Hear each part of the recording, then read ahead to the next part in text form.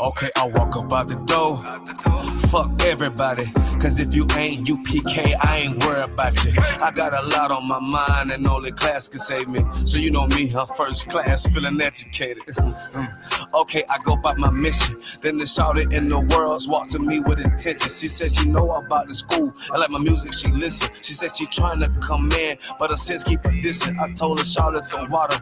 Hey, Shalom, I see her. Trying to see if she on game, if that tongue looking decent. She said Shalom, yeah, how was your ma? Alata, Bahashim, yeah, how was Shah? She got real on. She's caught between the fire. It's really in her mind. It's easy to be evil. Secrets inside of me. Don't let her see me wasted. Don't let her see me down. Don't let her see me vacant. Truly, I wanna do right.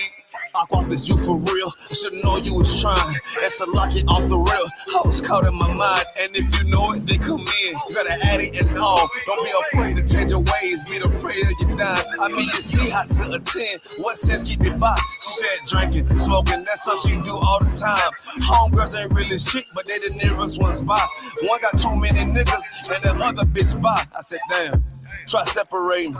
Get educated. She said I said try harder with an exclamation. You gotta fight temptation and have some patience. She said it's boring, I like clubbing and getting hella wasted. That's them demons that start up all of them legions in you. Once you throw that gay bitch gon' try to eat your pudding. Once you throw that whole bitch gon' try to bring some niggas, and you'll fall every time. Or am I assuming? I say I'm with you, shouting. Or you with yourself? I can help you, baby, but can you help yourself? You say you know a little something, but do you believe or what? You know what sins all around, put that wisdom first. She said the water, I ought to be following you the realest. With my Bible and head wrap, modest the pig. I say no sweat, take my number down. And don't call me, I see you around. She's caught between the fire. It's really in her mind. It's easy to be evil. Secrets inside of me. Don't let her see me wasted. Don't let her see me down. Don't let her see me vacant. Truly, I wanna do right. Shalom, Israel with the I.S.U.P.K. Started off in 1 West 125th Street. We teach black and Hispanic and Native Indians the Bible. That they are the lost 12 tribes of Israel. So knock. I shall go get the dough. I look up, see sis dress, head to toe. Yeah, I smile, and the rest was a rap. You gotta get inside the school to know what happened after that. Shalom.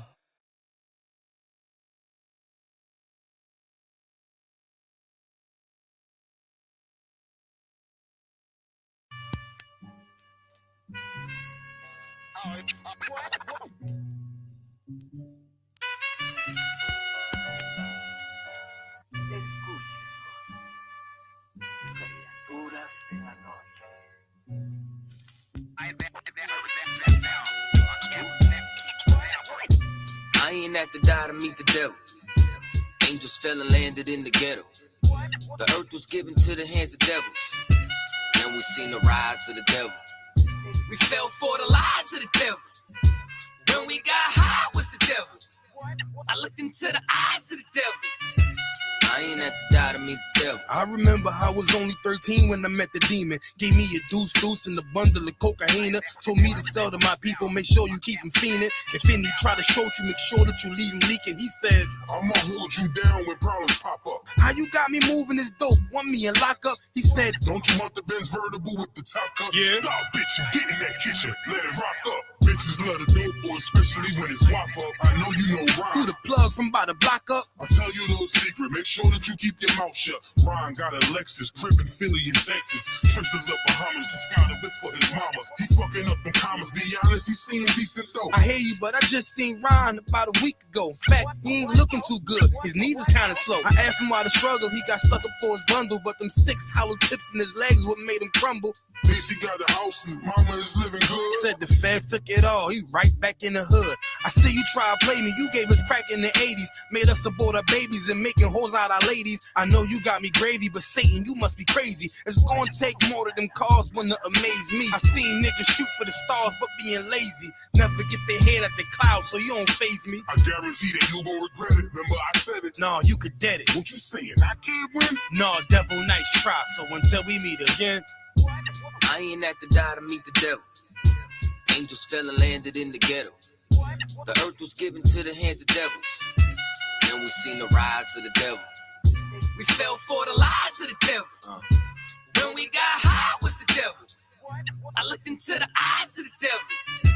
I ain't have to die to meet the devil. I ain't religious or superstitious, but we've been getting fucked and put to the side like a mistress. Police patrolling why? Because prison became a business. They murder one of ours and they start talking about forgiveness. We think that it's alright because we got public assistance. If this ain't hell, dog, what is this? Where was all lives mattered when they killed Osama? There was no peace talk like the Dalai Lama. Bush dropping bombs saying he gon' bring the drama. They got justice, man, they even caught the Boston bomber. But when we ride, they send the military and armor. When we fight oppression, then our people die a martyr. You reap what you sow, some people call it karma. When Christ return, y'all gon' get this harvest like a farmer. Don't tell me don't bring up the past no more. They still trying to settle the score with a side of Shakur. I changed my life and I'm just trying to live life right. But at night I look behind me and see flashing lights, patting me down. You got nothing that's poking me right. I don't smoke or push pills, I gave up my vice. So Mr. Officer, why you wanna take my life? And Your Honor, why you gave our homeboy's life? I've been wondering why you shot our homeboy twice. Pussy with a gun screaming out that he got a knife. He came from Habibi's spot, it was chicken and rice. Shit's trife, I'm just giving visuals like Skype. Ask Trayvon, Mike Brown, a Kai Gurley, Eric Garner, Sean Bell, Philando, Alden, Sterling, Jaquan McDonald. The white man is so devilish. Ask Hammurabi, he'll tell you who the devil is. The white man is so devilish. Ask Hammurabi, he'll tell you who the devil is. I ain't have to die to meet the devil. Angels fell and landed in the ghetto. The earth was given to the hands of devils. Then we seen the rise of the devil. We fell for the lies of the devil. When we got high was the devil. I looked into the eyes of the devil. I ain't have to die to meet the devil. I ain't have to die to meet the devil. Angels fell and landed in the ghetto. The earth was given to the hands of devils. Then we seen the rise of the devil. I pray for the demise of the devil. Lord knows I despise every devil. I looked into the eyes of the devil and said, I pray you die, every devil.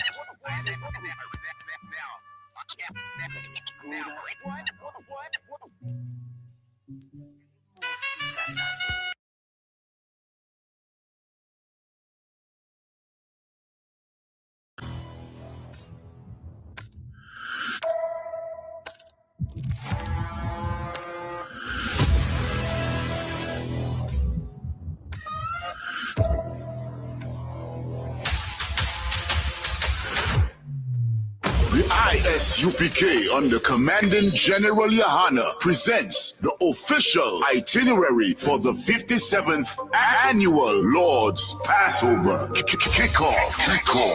Wednesday, April 1st, the Lamb Slaughter from 11 a.m. Followed by fun and games, basketball, 3-point shootout. Can you hit the target in the archery competition? Then let's gather together ourselves and eat some lamb. Later that night, the dopest podcast, the Round Table of Truth, Cross the Line Radio, and Let a Hebrew Speak. All going down from 8 p.m. Thursday, April 2nd, the annual Kiddies Party. It's all going down at Sleek City Action Park from 1 p.m. to 4 p.m. Followed by Scripture Breakdown Class from 7 p.m. with 12 Shield General Muhammad. Friday, April 3rd, from 8 p.m. The all-black party. You know how we get down. It's all going down at the BH Ranch, Houston, Texas. Saturday, from 1 to 4 p.m. We will be hosting a brunch. Then, the moment we've been waiting for all year, from 5 p.m. sharp, April 4th, the Lord's 57th annual Passover. Followed by the Feast of Unleavened Bread. Sunday, April 5th from 7 p.m. The Passover and Feast of Unleavened Bread goes hand in hand, so don't miss it. Make your reservations, book your flights and hotels now. An entire week of activities for only $200. Go to I.S.U.P.K.com, pay your Passover fee now. Shalom.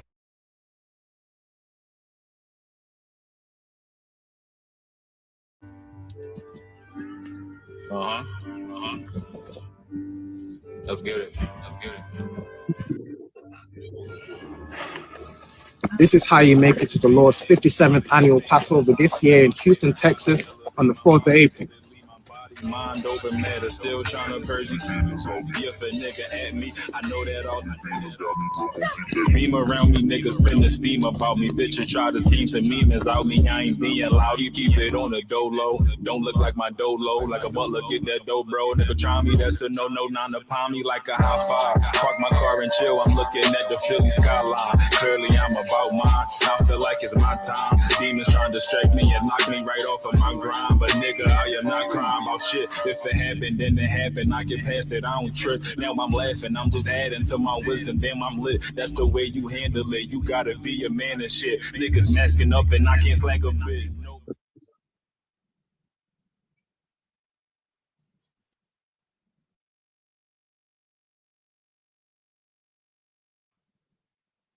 Just call my can't bleed and request me. Just call my can't bleed and request me. Call my can't bleed and request me. Just call my. From a spark to a flame, it burns bright, like the feeling. Shalom, So, news just in. Costly Array will be the official corsage vendor for the Lord's 57th annual Passover this year and hopefully to continue in the future. So I thought I would show you mine. I've got mine on the gold setting with the red rose. Obviously, the red rose is for married sisters, and this is to let everybody in the room know that you are very much off limits. Come in the white rose like this, and then there's a few other variations of the red rose. And yeah, I also got mine a little bit customized. I added a K for my husband's initial, but I absolutely love this piece. Like, I wear this piece when it's not the Passover, like. So yeah, I love this down. Obviously, if you want custom orders, if you want to add initials or anything extra like that, you will need to get your order in early. I'm talking like today early. But yeah, see you guys at the Lord's 57th annual Passover. Shalom. From a spark to a flame, it burns bright, like the feeling when you finally got my name right. Like a star in the dark, you provide light. Yeah, this could turn into something if we align right. I see you trying to change your life because you want better. What I'm convinced in 6 months better is together. A story written for the ages, so in this short time, let's be open books. Explore pages like, are you down through all the changes? Jah finds out I'm an Israelite. I lose weight.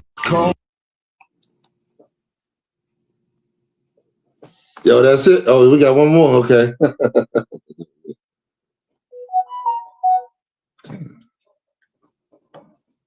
That's it, sir. That's just a Oh, okay, okay. Most High, great.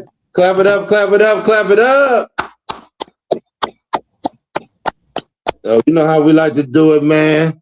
This Passover is going to be lit, boy. It is going to be off the damn hook. You know what I'm saying? We got a lot of activities going on. Brothers and sisters coming from different zones. We all going to light up Houston, man. We're going to light up Houston. It's going to be a righteous thing. Salaki, y'all, let me get this dang thing off real quick. It's going to be a righteous thing. I hope to see you there. I hope to see you there. I look forward to seeing my brothers and sisters. You know what I mean? So, of course, we're going to give a Tawada a shout out to Yahweh YAHANNA for making all this, making all this possible. Let's do it.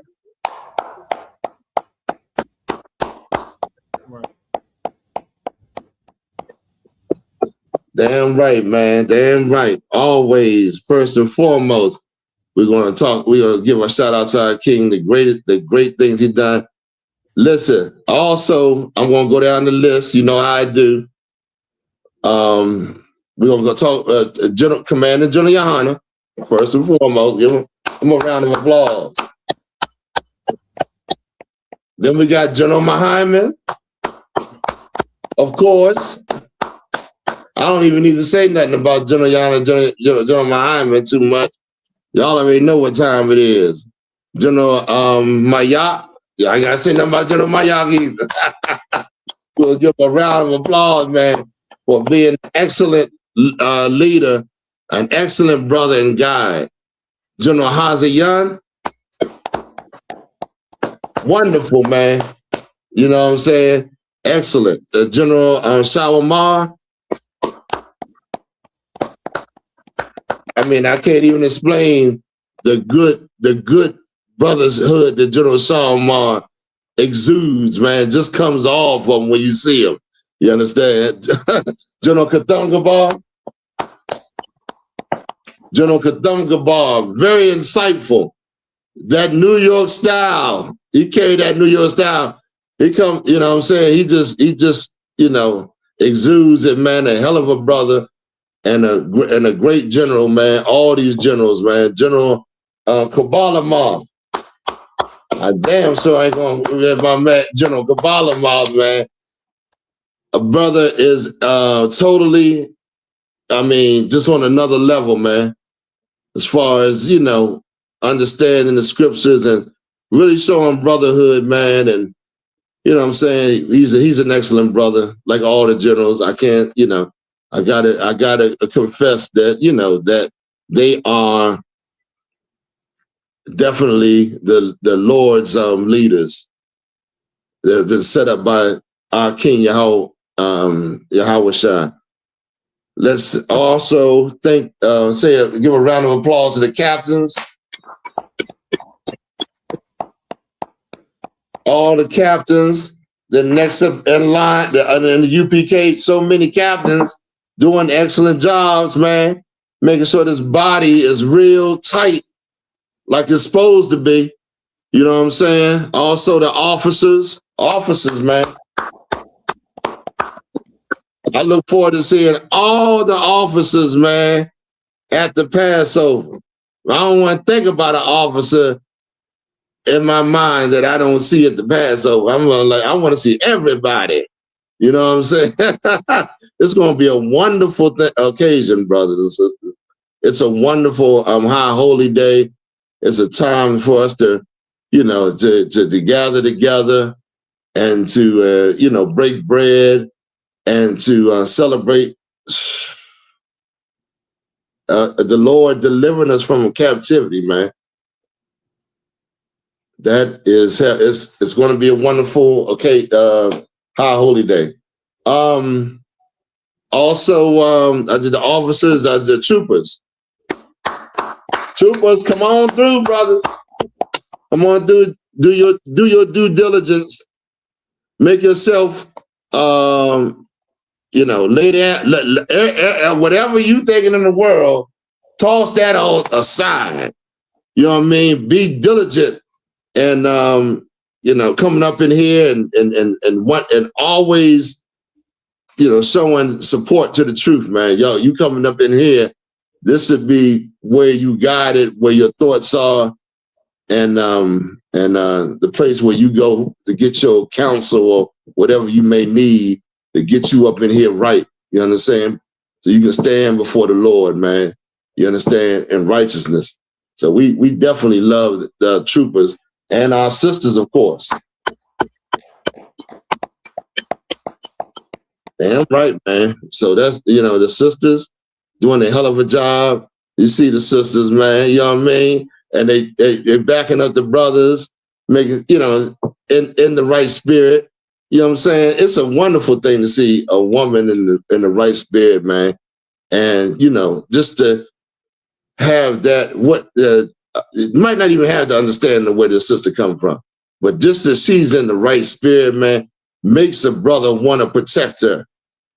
Makes something, you know, makes a brother want to say, if he sees something wrong with the sister that he knows that's, you know, that is in that type of spirit, makes you want to stand up, man, and do something if things call for it. With no problem. You understand? But we love our sisters, man. We love them to death. You understand? We got a hell of a class coming this forward, man. Lord allow. We gonna talk about this evil ass Valentine's Day. We're gonna talk about the Epstein files a little bit. We're gonna talk about what else we got on the agenda. What blocks us from coming together as a nation. We got a few things to talk about, and we got some stories that we need to go into and inform you of events taking place. You understand? So let's start off with Bob. What you got for me? Yes, sir. We have the non-Black Panthers, sir. Non-Black Panther. Go ahead, please.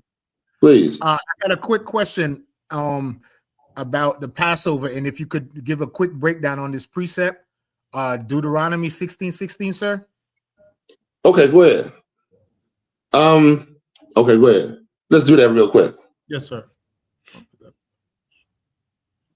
Oh, yes, sir. Deuteronomy 16:16. So yes, please. What was it? What was your question about? Just a breakdown on the 16th verse, sir. A general breakdown. Okay, go ahead, Bob. Yes, sir. Putting it on the screen right now. This is the book of Deuteronomy, chapter 16 and verse 16. 3 times in a year shall all thy males appear before the Lord thy God in the place which he shall choose. Mm-hmm. In the feast of unleavened bread, and in the feast of weeks, and in the feast of tabernacles, and they shall not appear before the Lord empty. Okay, so what you want me to just break the whole thing down? Come, sir, if you could. These 3 feasts that we're supposed to be appear before the Lord, all Israelite men, all males. Read it from the top. Yes, sir. 3 times in a year shall all thy males appear before the Lord thy God in the place which he shall choose. Now the Lord does not. This is the place where he shall choose. This year is in Houston, Texas. That's right. You understand? So it could, you know, in a place where he shall choose. Right now, and being in captivity, and the Lord said at the I.S.U.P.K, wherever you are, whatever zone you in, the place he shall choose is your school.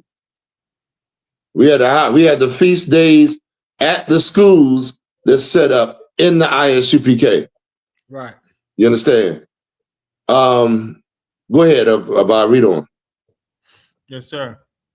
In the feast of unleavened bread, and in the feast of weeks. The feast of unleavened bread, you appear before the Lord. That's right after the Pasch. That's right. The following sundown after Passover, you appear before the Lord. Feast of Weeks, you appear before the Lord. And what else? What's the other feast? And then the Feast of Tabernacles. And the Feast of Tabernacles, you're supposed to appear before the Lord. Those are the 3 feasts that the Lord commands all Israelite men to appear before him. Now we have other feasts. We got the memorial blowing the trumpets, Day of Atonement. Right. You understand? You should appear before the Lord at all of them. That's right. But sometimes the Lord understands you're not capable. If you're in a position where you can't celebrate, can't come to Houston, or something happened or whatever, you can, a lot of times, like the Day of Atonement. I mean, not Day. Yeah, the Day of Atonement. If you didn't hold the Day of Atonement, It can also you'll get counsel on this. You can call in, get the counsel you need, and you can still hold those feast days. Because why? Why would that happen? The Lord said it's a certain day you should hold that feast, but something happened, I don't know, and you weren't able to do that. The Lord, and you go get the counsel, and there's a day that you are set to hold it. Why would that happen?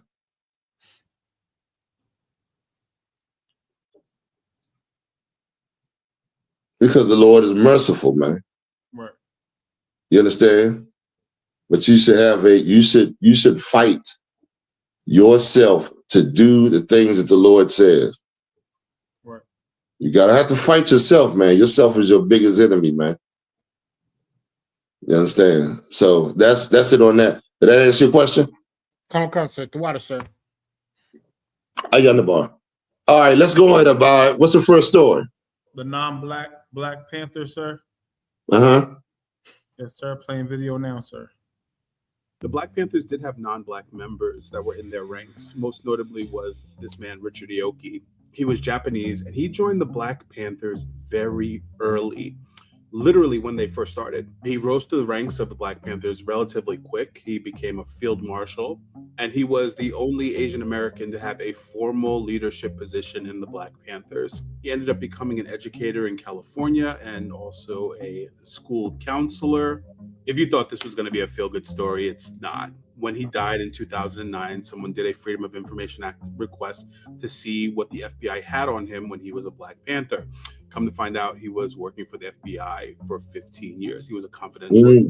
He had been telling the FBI everything that he learned about the Black Panthers. It even says, informant is a stable young man showing traits of maturity and poise. He handles himself as an intelligent, trustworthy individual. In 1977, according to this document, he reached out to the FBI and said that he didn't want to seek any more information for them. This is about 5 years before the Black Panthers ceased operations, so they're already going downhill at this point.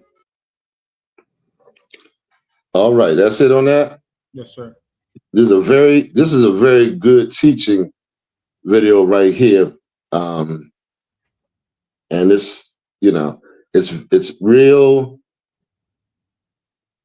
common. The common thread on Christianity is all nations have come together, right? All nations can be saved, all this and that. But these other nations plot against destroying you. This Japanese, the Black Panthers had a good. I really believe they had really good intentions on wanting to help Black people. Oh, they did a whole, they stood up against the police. They started the breakfast program in the schools.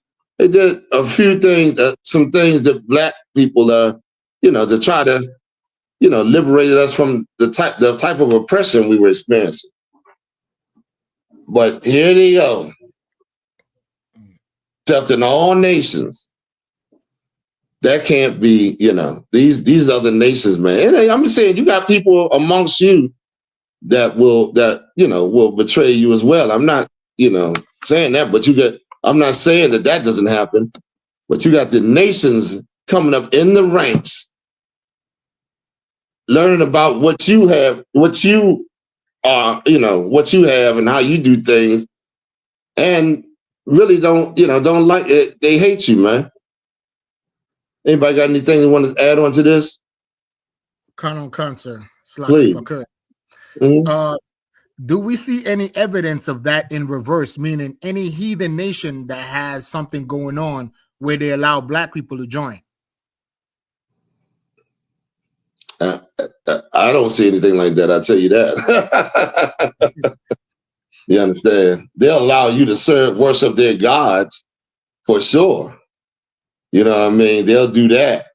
But when it comes to accepting you socially or whatever, that doesn't happen. Right. You understand? Like the Arabs will allow you to come up in there and worship their gods in their little mosque or whatever. Buddha, all of them. But you don't get accepted in their social circles and all that. Let me see what they're saying out there about it. Oh, Can I say something? salute, sir. Salute in the class. Salute in the class. Oh, okay. That was just with them to the brothers. That was it, pretty much. Yes. Slacky, sir. So, I have a precept. Please. Right? Because in the Bible, the Lord told us when we have the nation of Israel get together, no other heathen is allowed to get in. So I just want to read Leviticus 23 and 42. It says, ye shall dwell in booths 7 days. All that are Israelite born shall dwell in booths, meaning you got to be born an Israelite to keep these feast days. We don't let heathens come into our ranks. Slacky. That's right. Give me where it says a Moabite or Ammonite should not enter into the congregation. I think it says both of them. Huh? You got it? Come get it right now. Okay, good. Take time. Yes, sir. Mm-hmm. This is the book of Deuteronomy, chapter 23 and verse 3.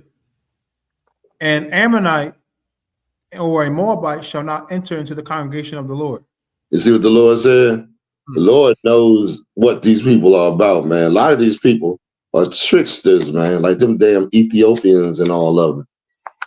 They're tricksters, man. They like to, find out what you're doing, snitching on you. You working with these people, man. The whole time they behind your back, plotting on you. You don't even know it. You know what I mean? Running behind you, telling everything that you're doing. That's the type of spirit they got on them, man. So the Lord said, do not allow these people into the congregation. We done had a lot of history with these people. So, they're not allowed in in a holy place. You're supposed to say separate. That's what holy means. Go ahead. Is that it? Yes, that was pretty much. Okay. All right. Let's go on. Okay. Next one is is the Section 8 housing. Section 8 housing. Look at this. I want y'all to check this out right here. Yeah, this is a real good one. Can you blow it up a little bit? I think Yes, this sir. is what I'm talking about. Yes, sir. Woman right here qualified for Section 8 in the state of New York. She was paying $150 a month for rent. Section 8, the state of New York, was paying the remaining balance to the landlord. She resided in Florida and sublet the place out in New York to a family, charging them $3,200 a month to reside in the house. And her and her boyfriend got into an argument, and he went to the police and he told him exactly what she was doing. It turns out this woman right here was making well over $180,000 a year. She was living in a beautiful gated community, but yet she was charging a family in New York $3,200 a month for a Section 8 home that she qualified for. Hey, this shit is crazy as fuck. You can't make this shit up. And I'm so glad that we do have an administration that is, tracking all of these fraud abuse cases down. That was it on that, sir. Okay, that's good. Listen, man, let me tell y'all something. They like to tease black. They like to say black people on welfare and Section 8 and this and that. These people, and then they make it so hard, or they track your every movement. Well, this woman is subletting the goddamn place, living good off the money that she's making off of Section 8. Making well over. They got so many different programs set up, stealing from the welfare. So many fraud cases. So many people they're stealing. They got their hand. Y'all know what welfare was originally set up through the Freedmen Bureau, I believe. Pull up the Freedmen Bureau a little bit. It was set up after slavery. After slavery, when in 1865 or so around about that time, we slaves were released from slavery, and they couldn't, they didn't have nowhere to go. They didn't have no land or anything. So, and when you read down further, they gave them some land and they took it back. Down in, I think, North Carolina, South Carolina, going down, they gave black people land down there. That's why you see a lot of those black places down there. I think Florida as well. We got one in Florida, right? That was black. That was all black. They gave them that land down there, and then what they did was they took it back and gave it back to the people that they was fighting against.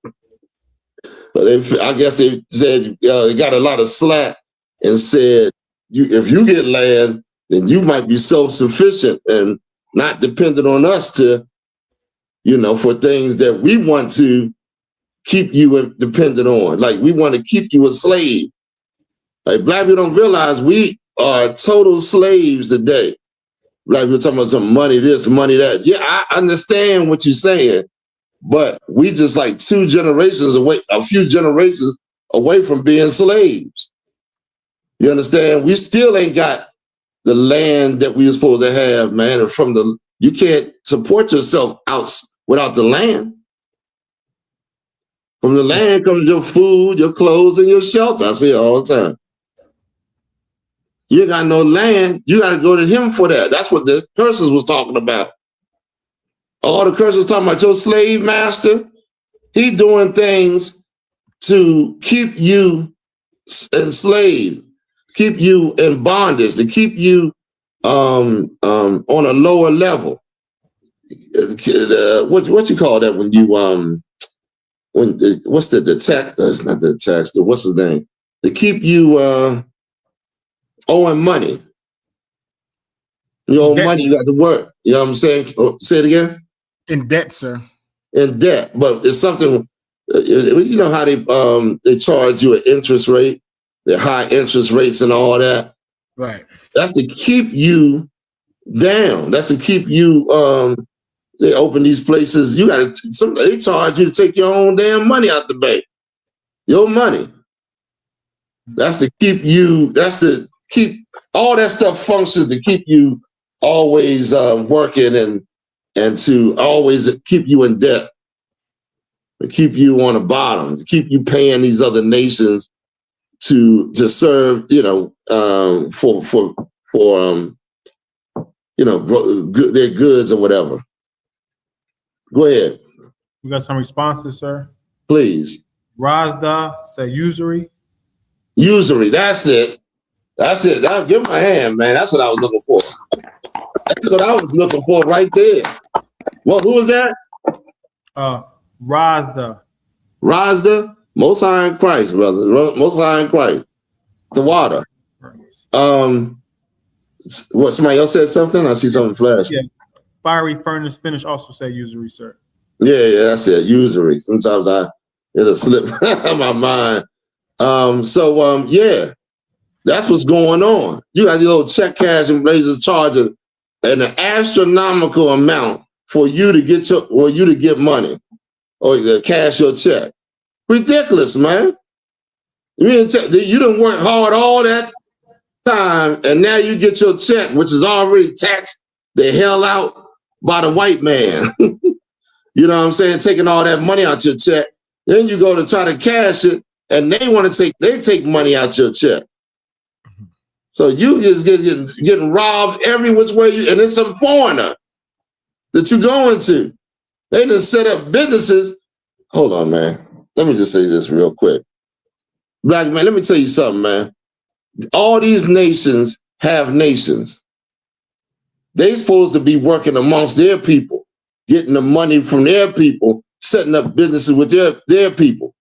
We supposed to be doing the same thing, meaning we're a nation of people that don't do business with each other. You know what I mean? Do business with everybody else. That's robbing. That's robbing you straight up. You got Chinese, you got Arabs, you got East Indians, you got white people. That's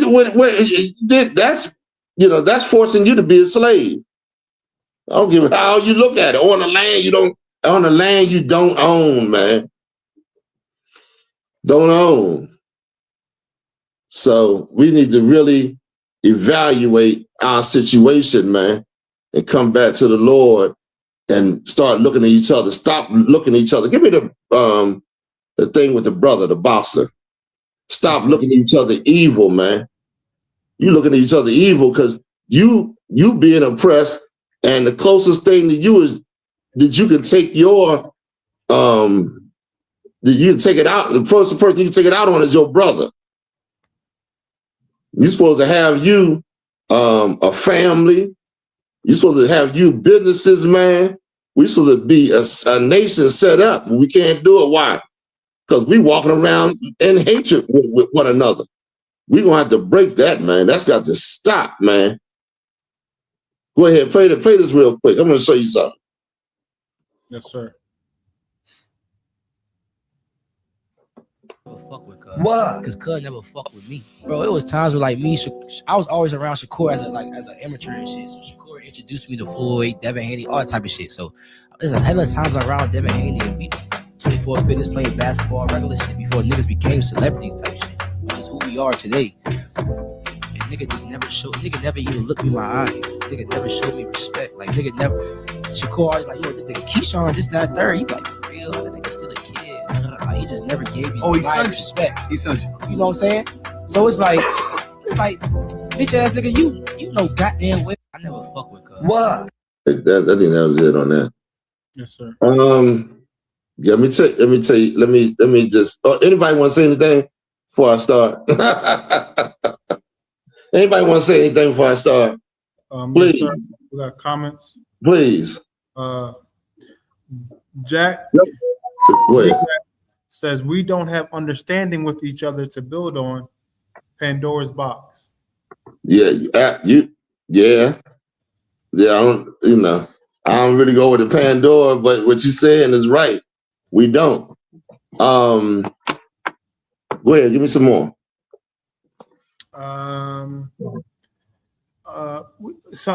This is not related, but Fiery Furnace Finish says, I'm watching the monks and I see everyone captivated by these people and I don't know why. I'm in DC watching them live right now. What is the monks? You see watching the what? Watching the monks. I'm watching the monks and I see everyone captivated by these people and I don't know why. I don't know who. He's talking about the Dalai Lama and the monks that travel with him, sir. They walk around in the orange. Okay. Yeah, man. I it's really crazy when you think about it, man. How our people, gravitate towards these other people, but somehow we do, man. It's I never felt that I hated my. I'm gonna tell you straight up. I never felt I hated my skin color. A lot of people, I don't get that. A lot of people say I'd rather be white, or I don't like being black, or I'm, whatever people may say to you, like you dark skinned, or I don't like dark skin, or you black, or whatever. I never felt, even though I got some of that, growing up and all that. It never was to the degree that I hated myself. I never felt that way. I may have hated my condition, the situation I was in, but I never hated myself. It amazes me how people can try to lighten this, put cream on themselves because they hate themselves and lighten their skin color and all that. Try to change their hair and all that. They try to deny themselves, cut their hair off. So like a little, look, like that. That's damn near to the effect that there's you got a white person living in you who hates you. Right. And so your hair is the thing that shows that you hate yourself. You know what I'm saying? That's what they attack you. You don't even know. Like a lot of. I may be talking too much, but I might have to be quiet a little bit. Because I don't want to offend, I don't want y'all thinking stuff. Well, I'm gonna say a lot of people that deny themselves, cut off their hair, their beard, even their eyebrows sometimes. They be just like an android, just like a slave. That's just the way the white man wants you. They deny themselves, then deny their culture, their identity as a man. You don't understand, man. There's a lot of people that love their captivity that's over top of us now. If you go to a lot of these people, man, they'll look at you crazy and say, like, look, we rolling out, man. We getting up out of here. Let's get up out of here. They'll be like, man, you crazy. I ain't going nowhere. I like it here. You got a lot of people like that. I was looking at Al Roker. You know that joke, he make almost $8 million a year. You understand? He living good with underneath the white man. Sitting up there, you know, yeah, he's a good slave, man. They ain't got no representation of a man. You know what I mean? You go to you go to him and say, man, we rolling up out of here. He ain't going with you nowhere, man. He loves his slave master. It's a lot of them like that. You understand? So we got to be aware. Go ahead, please. Salaki, sir. And what you're saying is so heavy. It proves that we are the people of the Bible. Because when you read about the ancient Israelites, they did the same thing. When we came out of Egypt, we was crying out to Moses. We wanted to go back to Egypt with the flesh pots. That's right. That's right. And the Lord had to kill those people that didn't want to, that was trying to go against Moses. The Lord had to put them to death because they were stopping progression. Right. You understand? Where we at? Yes, sir. Oh, also we're gonna Joan on this white man. Look, what do they call it in war? They call it something. I know in DC, man, we call it Jonah. Like when somebody talking about you and you going back and forth and all that. That was back in the day, man. That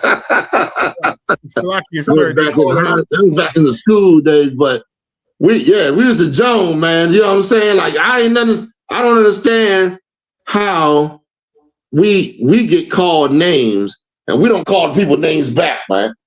Right. Explain that to me. That goddamn abomination sitting up in the goddamn White House just said something about black people. Called you monkeys. And he got to go tame the monkeys. Can you believe that, man? He's the, what did he say? He's the, y'all saw the video. He's trying to say he's the king of the jungle, sir? King of the jungle. Tarzan. He's Tarzan. You remember that movie, Tarzan? He had to come and tame all the animals or whatever. That's what Trump is trying to say. You understand? Let's go ahead. We're going to get into that. We're going to get into it in a minute. Go ahead, please. We got some comments, sir. Please. Fiery Furnace says snapping. Snapping. What did you call it, war? You had the thing. I told you to hold on to it. Huh? They call it snapping or playing the dozens, sir. Playing the dozens. That's it. Playing the dozens. That's something new on me. We used to always call it Jonah. You understand? Playing the dozens. All right. That's what's up. Let's play the dozens on this goddamn devil. You understand? Let's snap on his ass, man. What the hell is wrong with black people? We got spirit, man. Well, come sitting up here talking trash. And you know, if you allow him, the reason why he does that, man, because he's trying to oppress. He's trying to, two things he's trying to do. He's trying to inform white people that I'm still down with you. You know what I'm saying? We still got this. I still, you know, he's trying to let them know that you are lesser than a human.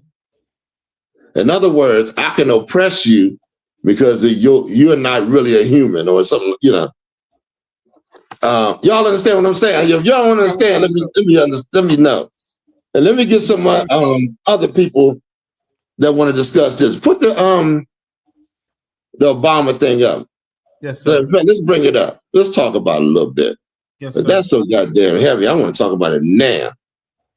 I'm kind of pissed at that shit, man. My damn self. Even though Obama is an African, don't you think I love Africans, man? You understand? They think he's a black man, so they trying to come up with, think he's one of you. Obama's an African. Now, Michelle Obama, she is a sister. She is a sister. Go ahead and put it up. Yes, sir. Playing now. There you go. It is a sitting American president posting an AI video depicting the former president and former First Lady Barack and Michelle Obama as monkeys. And this isn't funny. It's not comedy. This is not politics. It's racist, deranged filth. The oldest insult in the book, dressed up as an AI-generated pixels and then piped straight through the most powerful office on earth. This is a statement released to the media from the White House press secretary. This is from an internet meme video depicting President Trump as the king of the jungle and Democrats as characters from The Lion King. Please stop the fake outrage and report on something today that actually matters to the American public. Fuck off, Carol Ann Levitt. And for what it's worth, there are no gorillas in The Lion King. There you go. It is a... I mean, it's insane, man. There is no monkeys in the damn movie. You understand? And then he's such a fucking coward. He gonna say one of his aides, he didn't do it. Remember he tried to deny it? Right. Yes, no, yeah. He tried to deny it at first. What a coward. What a piece of garbage, man. You want to do something as a man, stand on it. You understand? Then it's just he's such a piece of garbage. I mean, woo. Let's talk about it a little bit.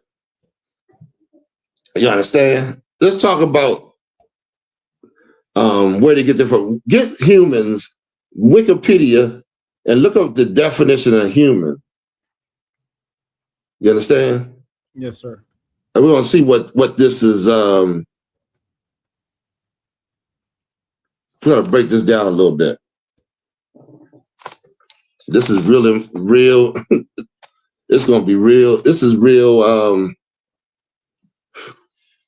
It's real heavy. How they word this and how they put you as classify you.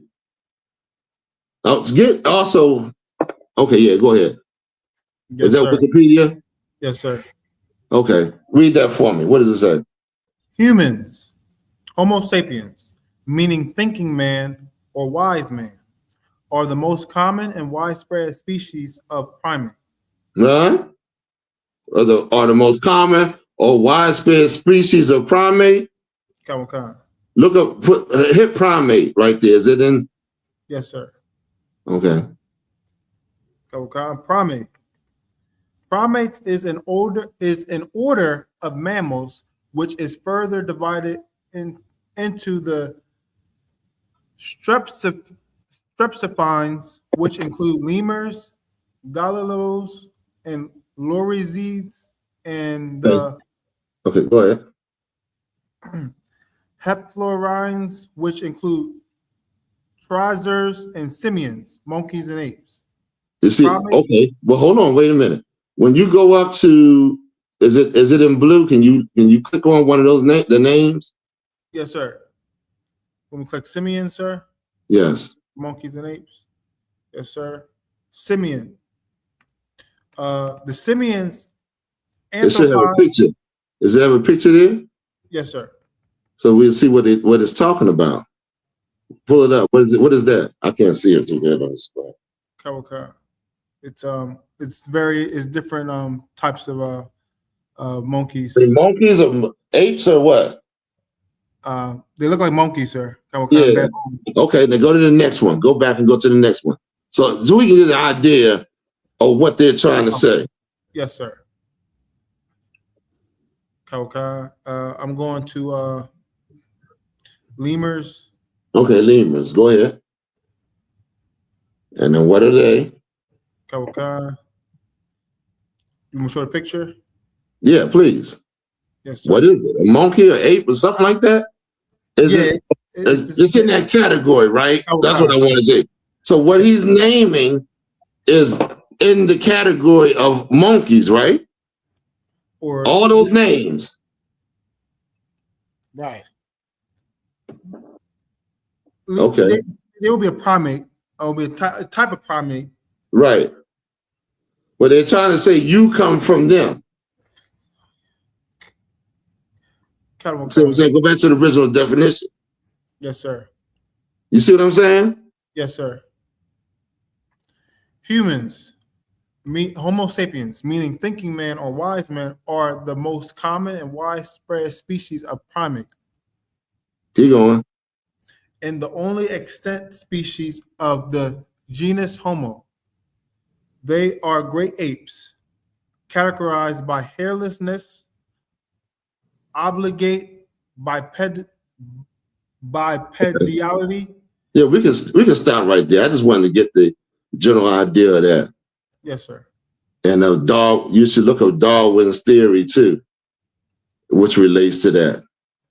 Yes, sir. You know what I mean? That damn, yeah, a lot of them racist bastards back then, you know, what they're talking about were saying that we were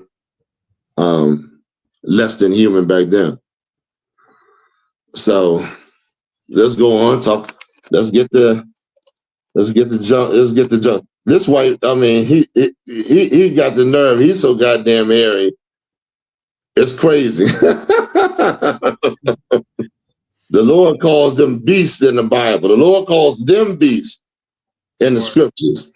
You understand? Get that scripture for me. The beast of the field. Yes, sir. Where he said the serpent will be cursed more, more than any beast of the field. He refers to all the goddamn nations as beasts. You understand? But this one beast, he's so damn, he's wicked. He's low to the ground like a serpent.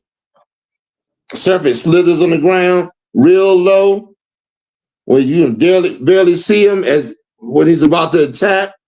This is the white man. He's a low down, dirty, rotten bastard. And don't get twisted, don't get what I want to say. Don't let them try to act like they down with you when they're not. They're very good at that, man.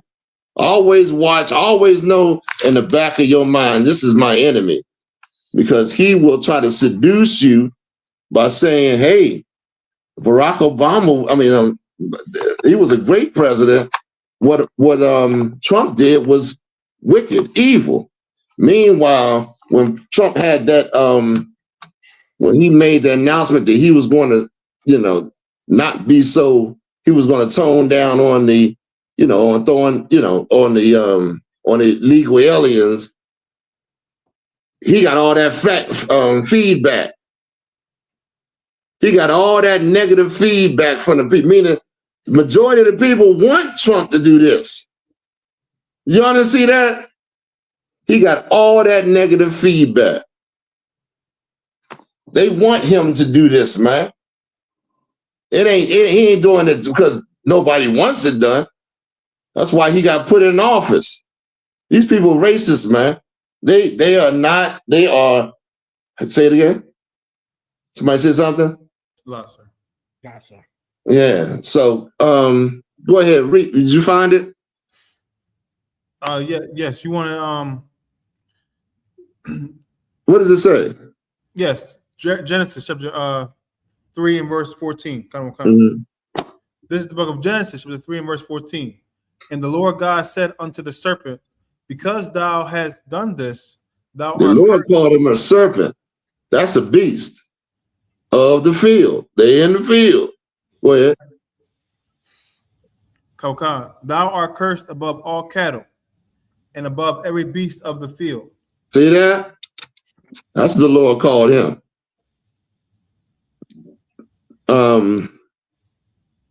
Go ahead. What Christ called them dogs. Give me that real quick. Yes, sir. Christ called the white woman a dog.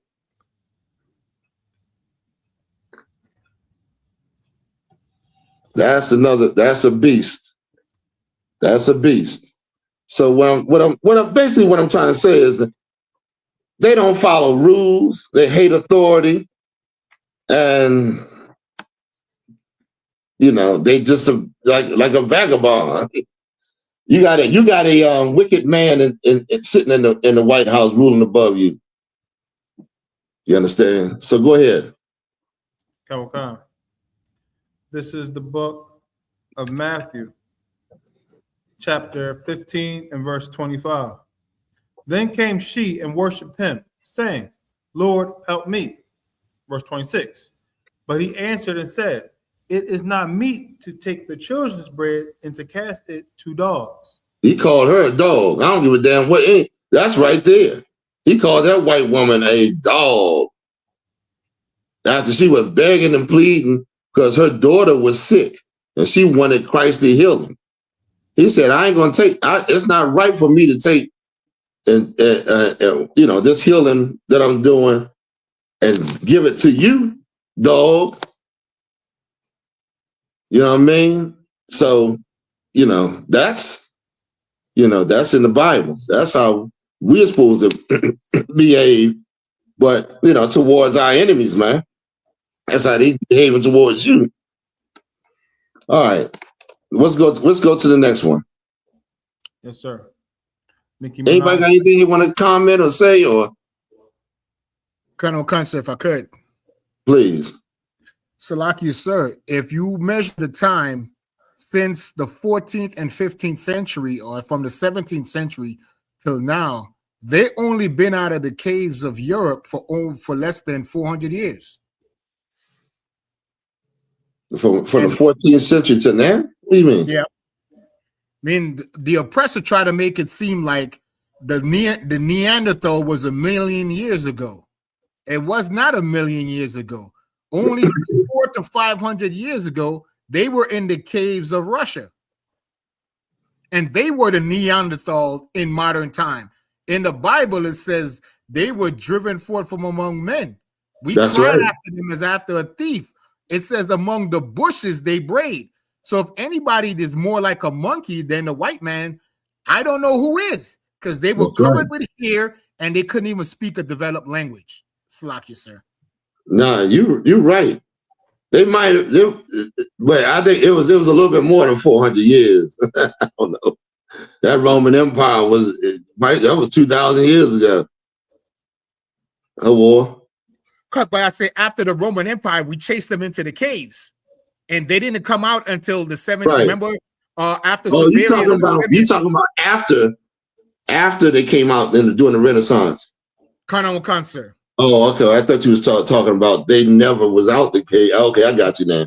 Right. So I'm saying they went back in the caves when Severus Septimius and Persinius Niger took over and became the Holy Roman Empire, and from the Holy Roman Empire all the way up to the 17th century, they was in the caves, and then they started coming out and called that period the Renaissance.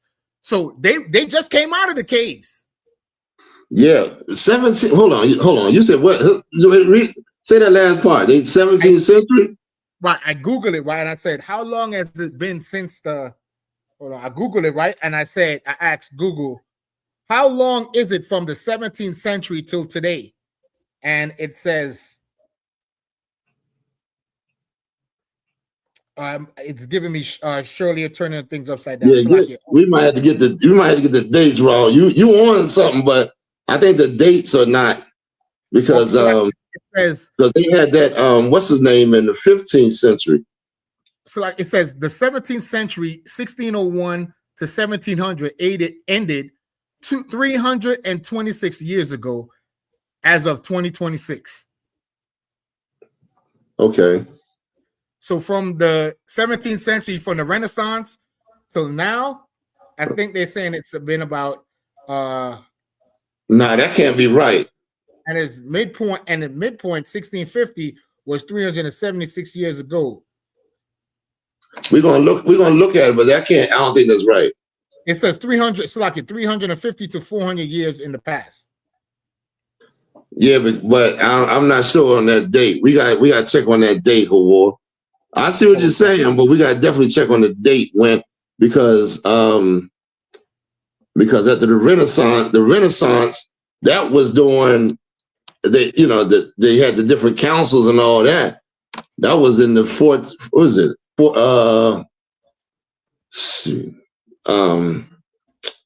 Damn.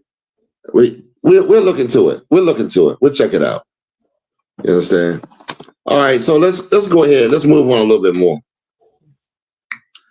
Go ahead to the next story. Yes, sir. Nicki Minaj, sir. Mm-hmm. Oh my goodness. I wanted to kind of go into this a little bit because Nicki Minaj, she's not black. Right. She's Indian, right? Come. Yeah, she's Indian. She was she's a product of the Indians that fled into the islands during the British invasion, I think, when the white man invaded India during that period, during that Gandhi and all that other crap. Right. So a lot of them damn Indians fled into the islands, began to rule over the people in the islands.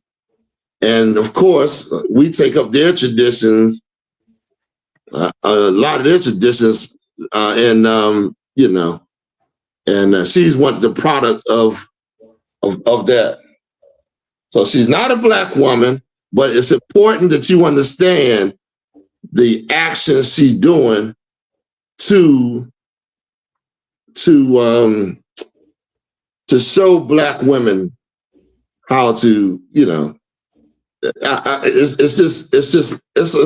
it's kind of weird, but our women think that she's a black woman. So when she behaves in a certain way, it gives them permission to behave like that. You understand what I'm saying? Yes, sir. She's a prominent figure in the black community, a rapper, right? So she going up there and kissing the white man's ass is saying what to black women?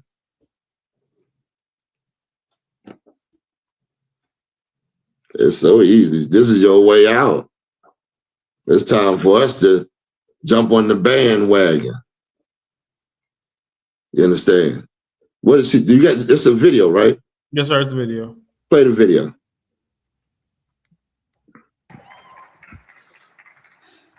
Hello. Well, I don't know what to say, but I will say that I am probably the president's #1 fan. And that's not going to change. And the hate or what people have to say, it does not affect me at all. It actually motivates me to support him more. And it's going to motivate all of us to support him more. We're not going to let them get away with bullying him and, the smear campaigns. It's not going to work, okay? He has a lot of force behind him, and God is protecting him. Amen. That was basically on that, sir. Yeah, that's it on that. What's some thoughts on y'all? Let me get some thoughts. Roz Day 12 said propaganda is a weapon. Yeah, for sure. For sure, that propaganda, that's set up right there. Trump set that up. You know what I'm saying? Got her to go up there and say those things about him. So for sure. You know what I mean? Anybody else want to comment on it? Please.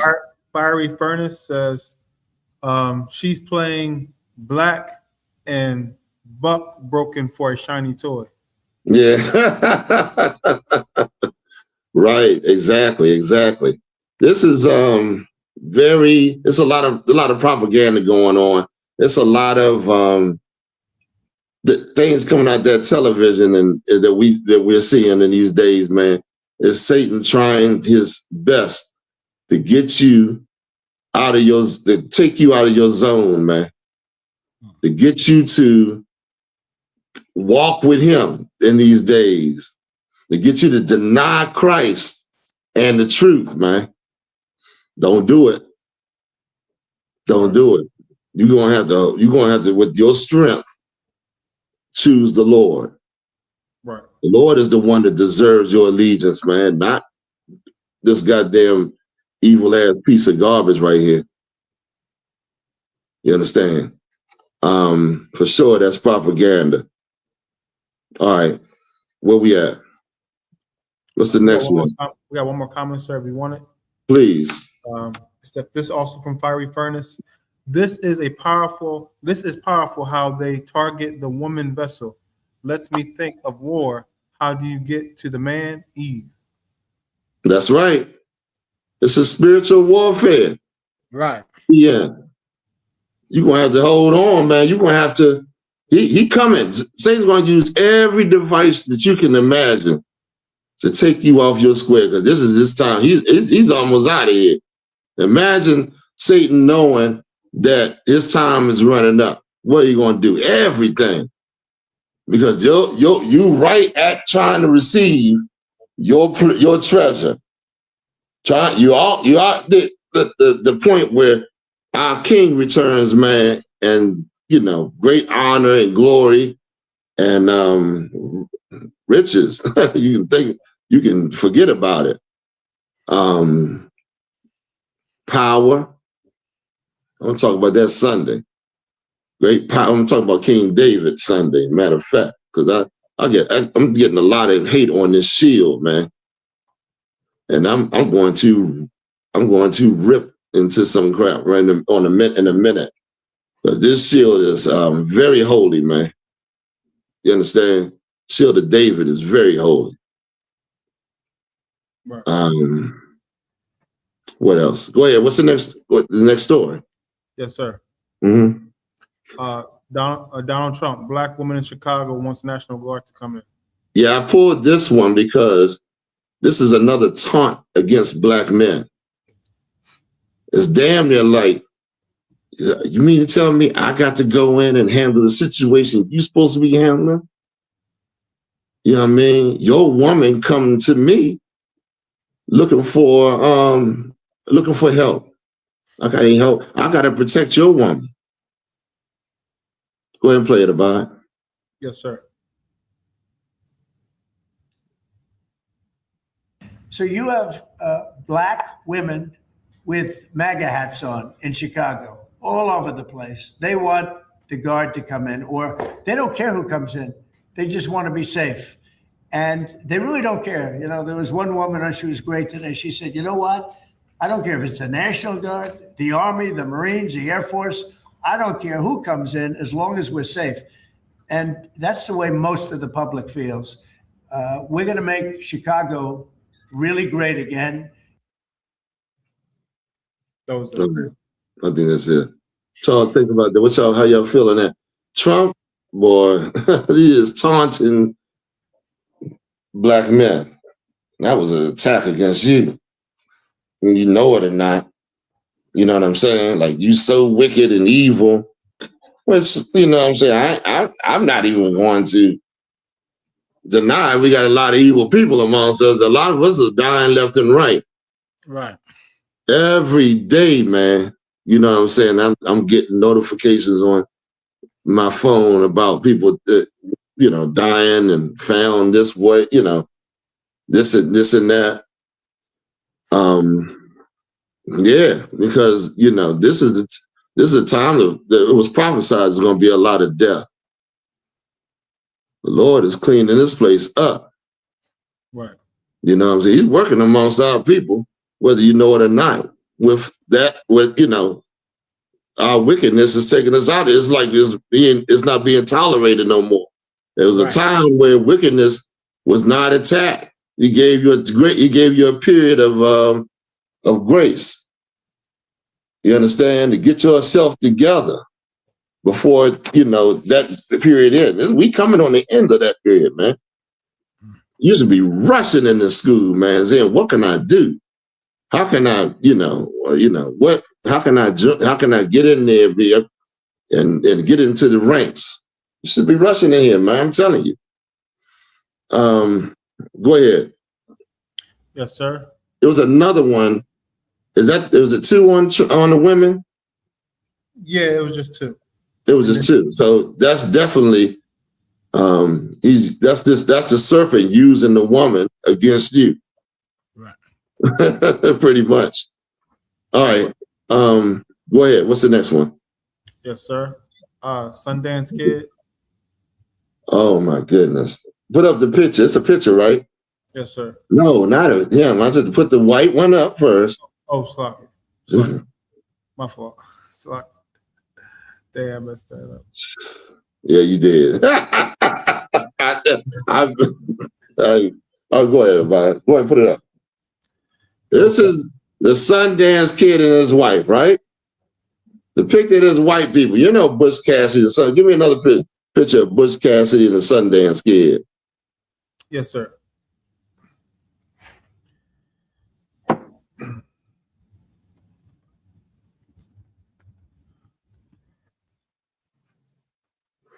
What's the brother's name that was oh man, I wish I'd have got that interview, that talk.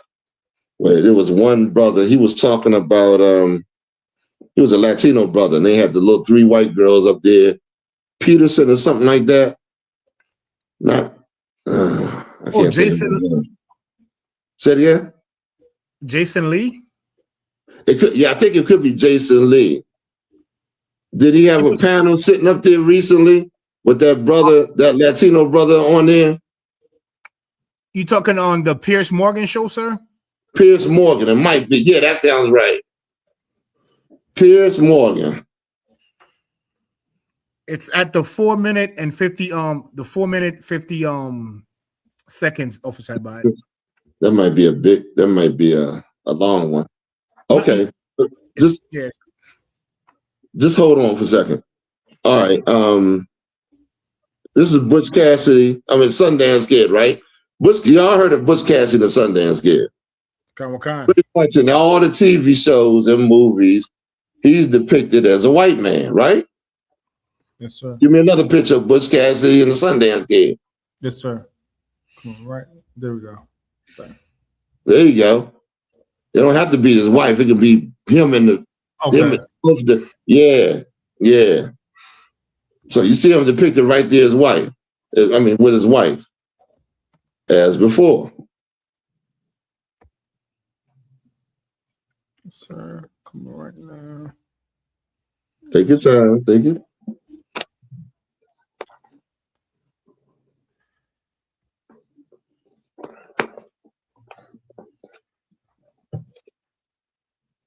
Well, can't find it. It should be a lot of them because I just sent you. I got one. I got this one. Oh, that's small. Blow it up, can you?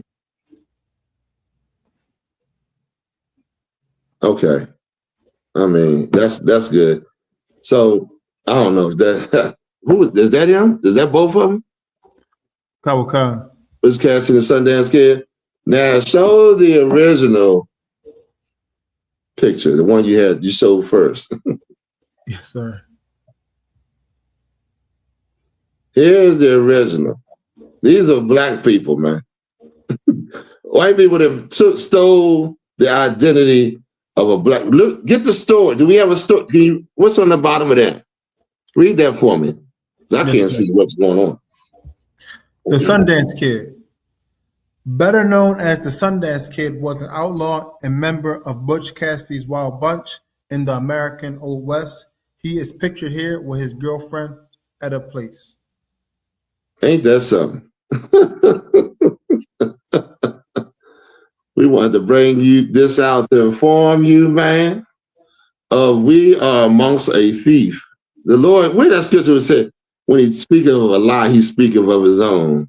Yes, sir. This man, when he lies to you, he's the one he's lying. Give me a picture of Caesar Borgia too. Well, give me that scripture first. I'm going to Caesar Borgia a little bit. I want to go into that while I'm going into Valentine's Day. That would be great, but we'll see. Yes, sir. I got it open side by St. John's 8:44. Yes. I'll read it, sir, if you don't mind. Come. It's up on the screen. Come, sir. I was waiting for Captain Shapar. Oh, yeah, no, I'm waiting for you. Okay, this is St. John's 8, verse 44. Ye are of your father, the devil. Ye are your father, the devil. Do we understand the situation going on right here? Christ is talking to the Sadducees and Pharisees. Am I correct? Come on, sir. Okay. And he's calling their father the devil. Who's their father? The white man. Right. Why? They want to kill Christ because the white man wants to kill Christ. Remember when the white man said all babies under 2 will be put to death? What's the guy's name that was in office that said that, put that decree out? I can't think of his name. My mind. What's the name? Guy's name? Was it Herod, sir? Say it again? I thought it was Herod, King Herod. Yeah, Herod. It was Herod.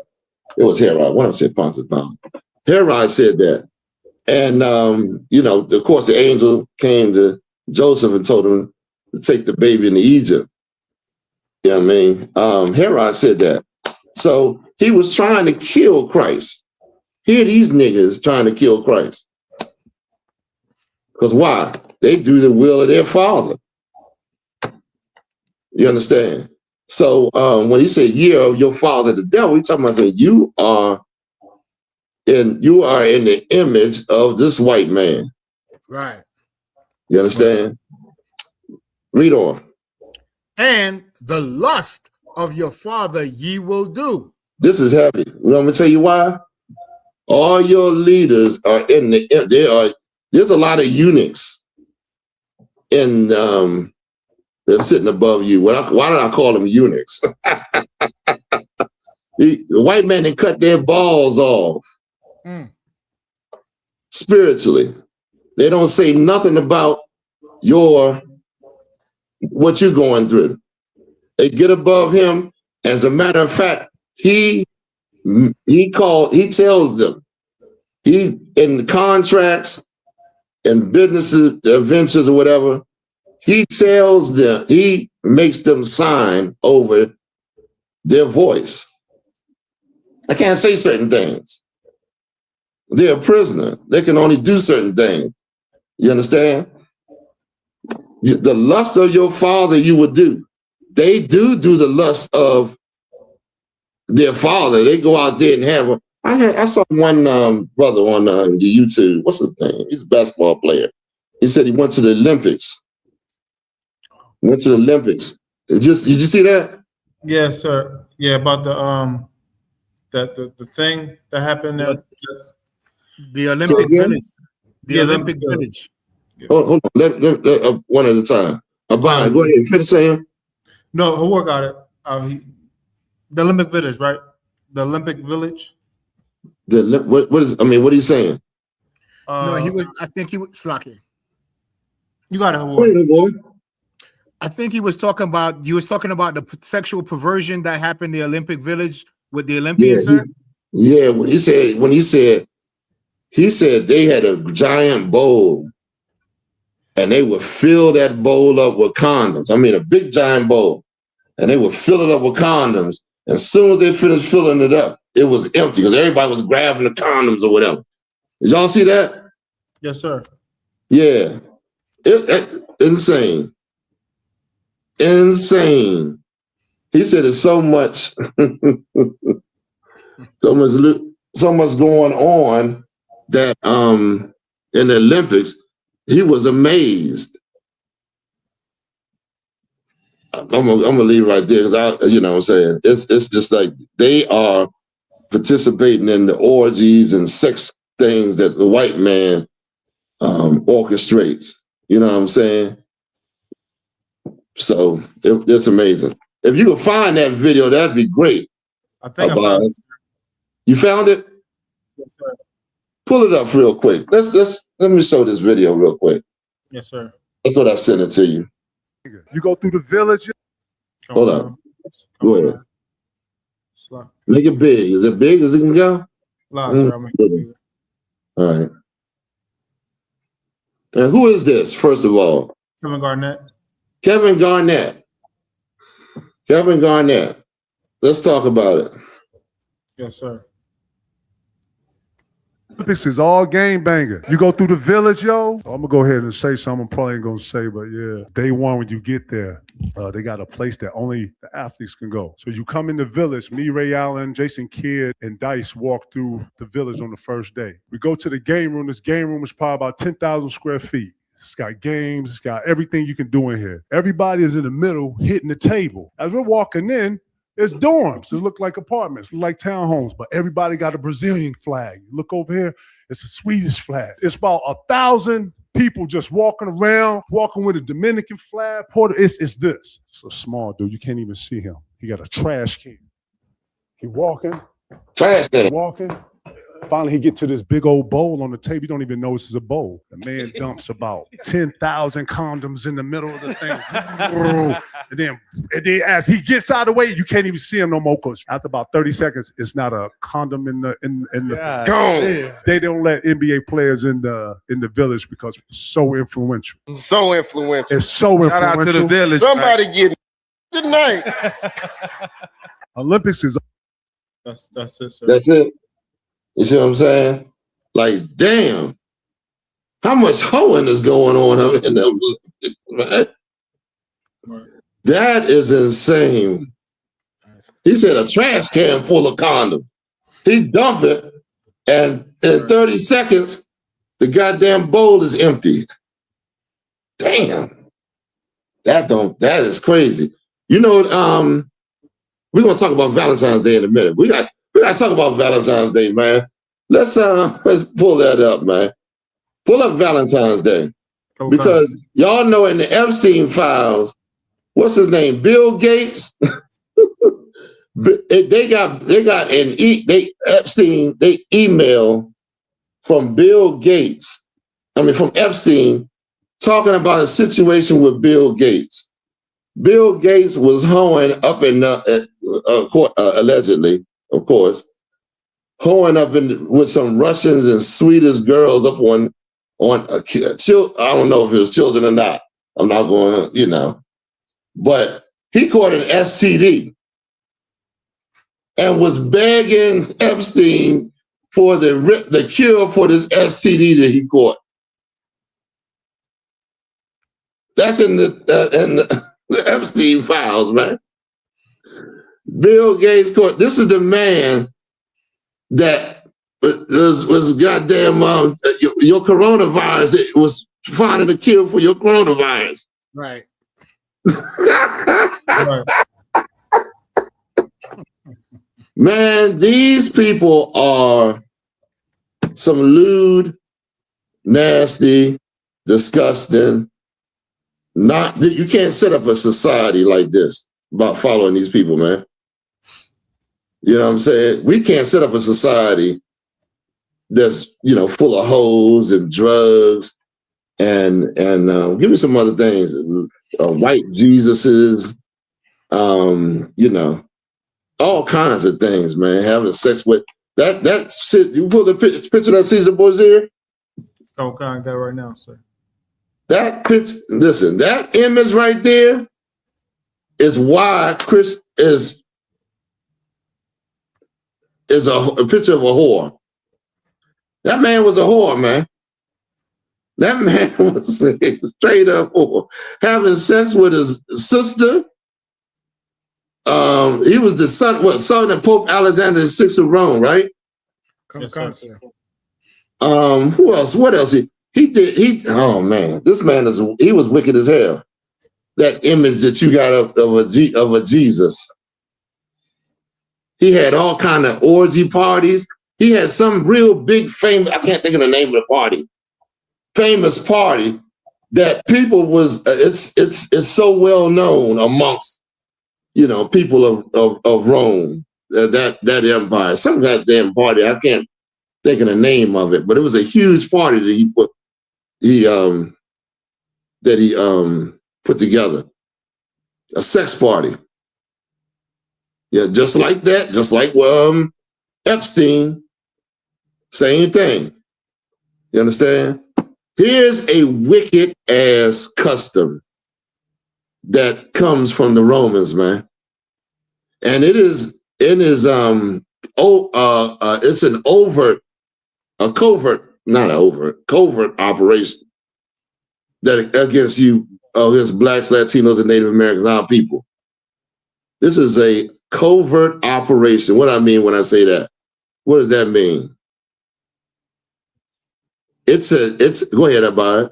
It's like behind the scenes. It's not. It's like underhand. Yeah. This is something you don't see. It comes at you. You understand? And this is exactly what it is. It's dressed up to look like love, isn't it? Look like you really love your woman and you buying her flowers and candy and oh boy. When really you worshiping idols and you are you become the sacrifice to this God. Let's get into it a little bit.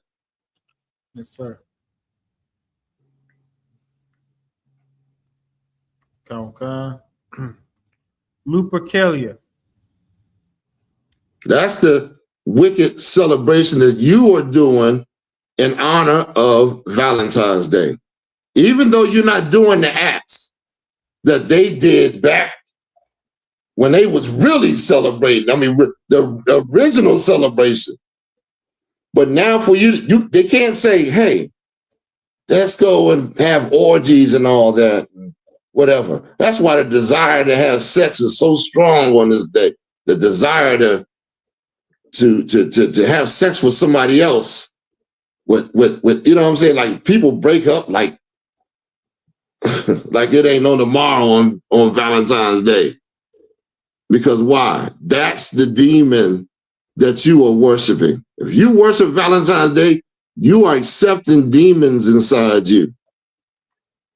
That's what's going on behind the scenes. In front of you, it just looks like it's an innocent thing. You celebrate with your woman. Behind the scenes, this evil is, it comes upon you. Go ahead, read it some more. Read some of it. Yes, sir.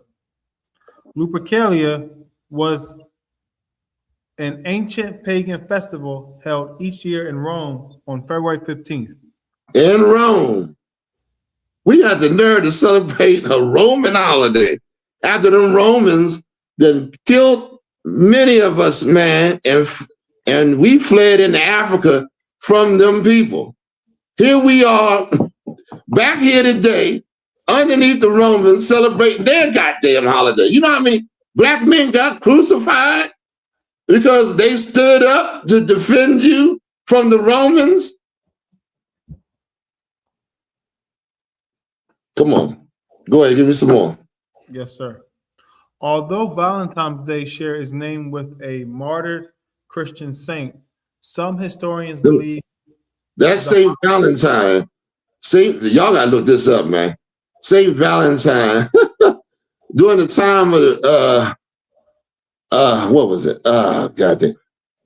It's so wicked. Could you find me the one where that guy, the gay soldiers, and he cut the heart out of his enemy and gave it to the other? I don't know if y'all be able to find that or not. But the story goes like this. Two gay lovers, man, the white man felt that you would fight harder if you were gay, meaning you would fight for this lover harder than if he was your lover. That's what they believe. So in their military, they what I want to say. they didn't have the outlaw marriages so that they could get more because their military was growing weak. So what that meant was you couldn't marry somebody officially like man and woman because they were promoting their homosexual agenda. I'm just going through the little history so you understand. So this St. Valentine's supposedly was marrying people illegally. And that's what happened. He was put to death for that. And they called him a martyr, Valentine's and love and all this other. They use his name. He was supposed to write some damn letter with the Valentine. I don't know if any of that crap is true, man. But I do know the homosexuality in the military was a real thing. You know what I mean? So, and I don't know about this heart thing, if that's real, it could be, I don't know. But he's supposed to cut the heart out of his enemy and gave it to his lover. And so, that was that's what they had incorporated as part of their Valentine's Day. But go ahead, read on. Yes, sir. Okay. Yes, sir. Although the festival was meant to be a purification and fertility ceremony. A fertility ceremony. Now the white woman can't have a baby for crap, man. She got to go through all these ceremonies and go through all these visits to the doctor and get all kind of things put up in that womb. Why would you worship a celebration when by worshiping this celebration, you sacrifice your kids. you kill your kids, man. Worshiping this celebration because their fertility, they worship the fertility for they can have kids. You worshiping it by worshiping these idols and sacrifice your kids to their gods. Go ahead, Abide, please some more. Although Valentine's Day shares its name with a martyr Christian saint, some historians believe the holiday is actually an offshoot of Lupercalia. Unlike Valentine's Day, however, Lupercalia was a bloody, violent, and sexually charged celebration awash with animal sacrifice and a feast in the hopes of warding off evil spirits and infertility. Come on. All their holidays have something to do with sex. All of them. All of them got that Cupid. Where that Cupid at? All of them got that Cupid and his lust of love. You shooting you with that animal, some little baby, naked baby is shooting you with the arrow of love. All that is gay. That's why they love little kids, man. They worship the gods that tell them to, they give them permission to love these little kids. Go ahead, Abide, read some more. Yes, sir. Ritual sacrifice. Lupercalia rituals occurred in a few places. Lupercal Cave on Palatine Hill. Go to the main, the thing. Let's go to the meat of it. Yes, sir. Let's go to the meat of this celebration. We know it's Lupercalia, but what did they do? How did they celebrate this Lupercalia? Go ahead. Lupercalia began at Lupercal Cave with the sacrifice of one or more male goats, which represented sexuality, and a dog. The dog. The goats represented sexuality and the dog. They would sacrifice and a dog. Read on. The white people love dogs so much, right? Oh, you can't, right now they tell you it's animal cruelty. You can't kill, you can't fight. Michael Vick got arrested for fighting them dogs. Remember that? But here he is, sacrificing dogs. I don't, go ahead, give me some more. A group of Roman priests known as Luperci performed the sacrifices. Afterward, the foreheads of two nude or mostly naked Luperci were smeared with the animal's blood using the bloody sacrifice knife. The blood was then removed with a piece of milk-soaked wool as the two loopers laughed. That milk was for the mother. That milk meant she's pregnant and she's got milk that it says it. I think it says it in it. If not this one, it's another one that breaks down that milk and why they do the things. And what did he do in the beginning? Going out there naked. The priest would go out there naked. The priest would go and perform this thing with the goat's hide. Did it tell you what they used? Yes, sir. Go ahead, read us on. In ancient Rome, feasting began after the ritual sacrifice. When the feast of Lupercal was over, the Luperci cut strips, also called thongs or fabrua. Called what? Thongs or fabrua. They call what? Thongs or fabrua. Go ahead, elaborate on that, War. So the belief is that this thong, like things change through the centuries, this thong through the centuries is now the modern day version of what women wear as lingerie called the thong. That's good. Good breakdown. You said it better than I could say it. No all right, go ahead. Yeah, no sweat. Go ahead, Abide. Of goat hide from the newly sacrificed goats.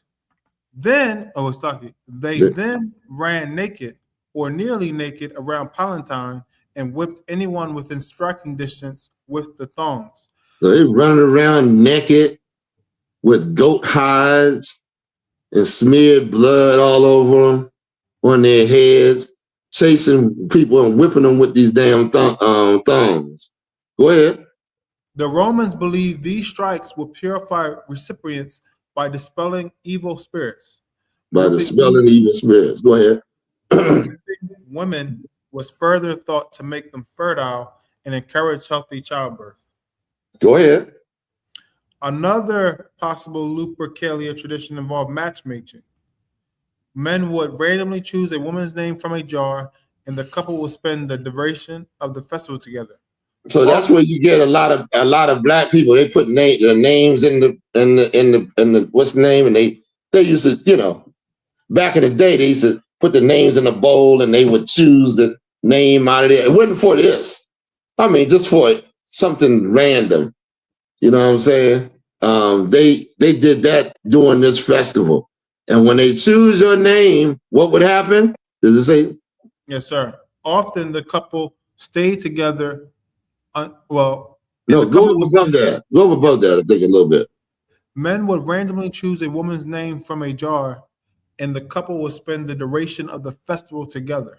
So the women would put their name in the jar, switch it all around, and the man would come and choose a name, and that name, you his hoe for the night. For the night. Go ahead. Often the couple stay together until the following year's festival. Mm-hmm. And that's basically it. That's basically it on lubricant. We can't be doing this, man. How many times we got to tell you, by celebrating these things, that's why we get destroyed, man. Right. We have a rich and great culture that we abandoned to celebrate some old heathen culture, to celebrate something that, that's going to destroy us. And acting like it's just something. Why? What? You can buy your women flowers and candy anytime. Anytime. You gotta do it on the date of your slave master tell you to do it. February 14th, Negro, wear that candy and flowers. Look at the CVS, got it all in there and all different department stores. Look at it. Boy, for you not to buy them flowers, you gotta be a strong man. I was like, I ain't buy no flowers, man. What the hell you trying to force me to celebrate? You know what I mean? Anybody got anything they want to say on this? We got the video of the amount that's projected to spend this year, sir. Oh yeah. Let's get that. Yes, sir. Let's put that on the screen. Come. Mm-hmm.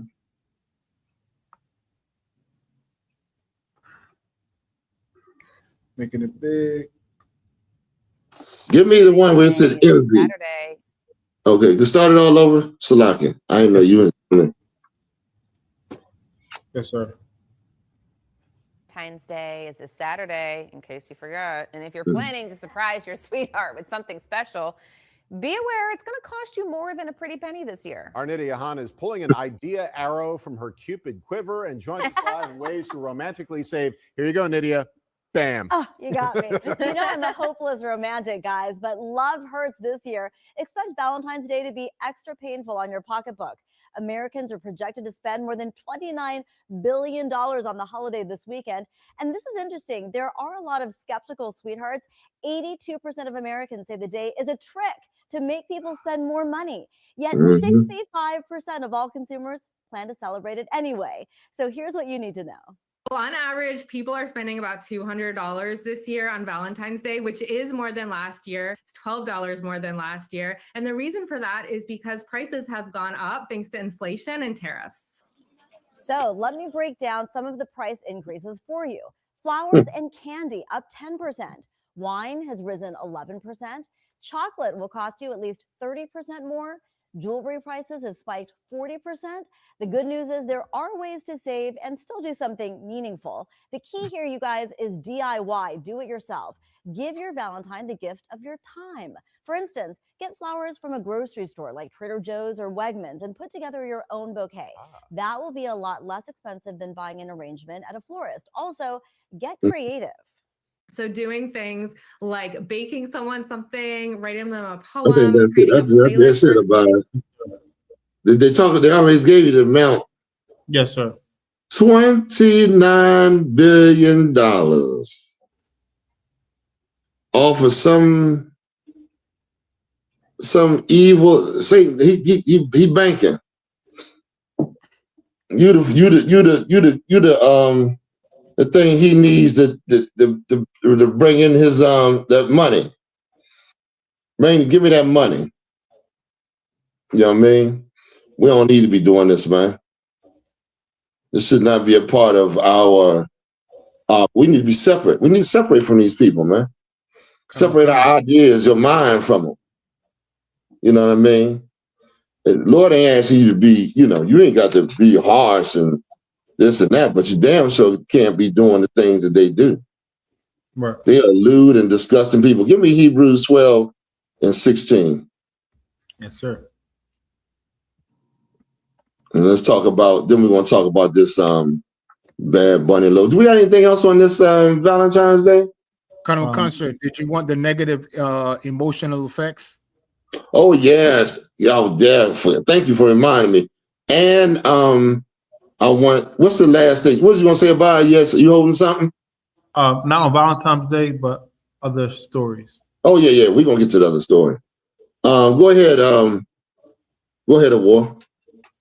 Slack, sir. Valentine's Day often brings significant negative effects, including heightened feelings of loneliness. Heightened feelings of loneliness.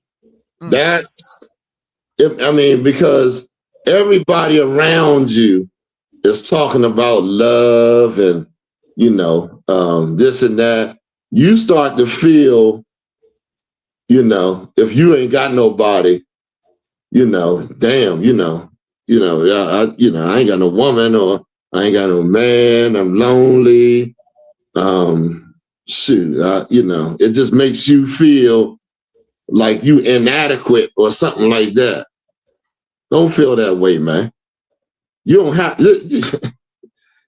to have someone every second of your life, but you should change your life and come into the school and do what you're supposed to do, and you would have somebody.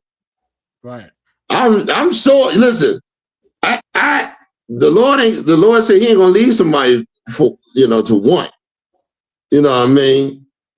But you know what I'm saying? It's just that you have to do the work to get yourself in the position of knowing how to deal with somebody. You understand? Go ahead, give me some more. Depression and inadequacy for single people or those in struggling relationships. Depression is a demon, and that demon works on you when you by yourself. You know, them introverts and all that, people that want to be by themselves all the day. Not all. Listen, it's good sometimes to get away, so you can get your mind together or whatever and work. You know, get your thoughts together. But if you want to elevate yourself, you can't do that with yourself. I'm gonna tell you straight up. You're gonna need somebody to see you for who you are, for the truth in you. And that comes from men of God, man. They're gonna have to say, they're gonna have to see, because you see yourself, you take it easy, you don't tell yourself the truth. How many of us told ourselves the truth in the world about how we were? Nah, you just, man, I'm all right, man, I'm a good guy, man. I don't do this and that. Come to the truth and find out that the Lord didn't like the things you was doing. Go ahead, Awar. Come. It imposes financial stress. It does what? It imposes financial stress. You gonna be depressed. Depression is a demon trying to convince you ultimately to kill yourself, but it's talking to you all the goddamn time, trying to make you feel inadequate. Nobody loves you.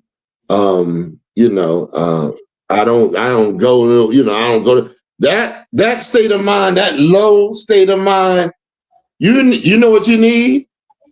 You need brothers and sisters to take you out of that low state of mind. You need to hang around good brothers and sisters and be like, come on, man, we're gonna do this. Let's do this.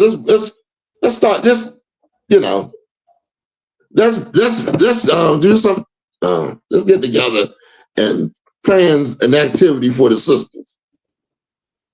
Right. Or a brother be like, yeah, man, I'm going out to the, going out to the, and do my little weekend training or whatever.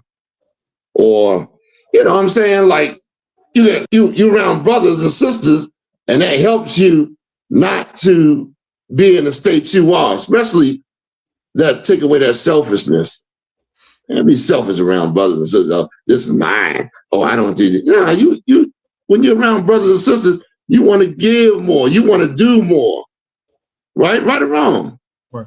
I mean, the average person, they're like, oh, how can I, let me buy food bring sandwiches or buy food or bring some chips. Now you want to do something to make this occasion that much better, or show your appreciation to brothers and sisters, and they do it back. You know what I'm saying? That's how it's supposed to be. Right. Not you sitting there getting all depressed about what you ain't got. How's that helping anything? Go ahead, Awar. Come, sir. Due to pressure for expensive gifts. For expensive gifts. You think a gift is going to, build your spirit. You think giving a gift to somebody that's expensive as hell is a white man going up on every goddamn thing going to do that? Nah, man. Go give a gift to a woman that's going to leave you the next week, or to a man, to a brother that ain't, that ain't really dealing with you right. That you ain't serving the Lord together. Right. Now you want to go and look at somebody that ain't serving the Lord and think you're gonna have a lasting relationship with that person. You can't do it. Right. The Lord said, I hold all things together. He holds this earth in a position. It's swinging, it's spinning on nothing around the sun. Why ain't going topsy-turvy? Because the Lord holding it together, man. The Lord hold your relationship together too, man. That's right. You understand? All right, let's go ahead. Yes, sir. I got Hebrews, sir. Go ahead. This is the book of Hebrews, chapter 12, verse 16. Go ahead. Oh, chapter Go ahead. 12, I'm verse with 16. Lest there be any fornicator or profane person as Esau, who for one morsel of meat sold his birthright. This man is a fornicator. He's a wicked, evil man. That's why the Lord called him a fornicator. What does it mean to be a fornicator?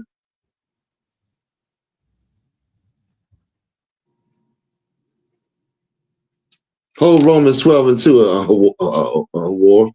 What does it mean to be a fornicator? Y'all don't know what it means to be a fornicator? Go ahead. Let somebody in the class answer.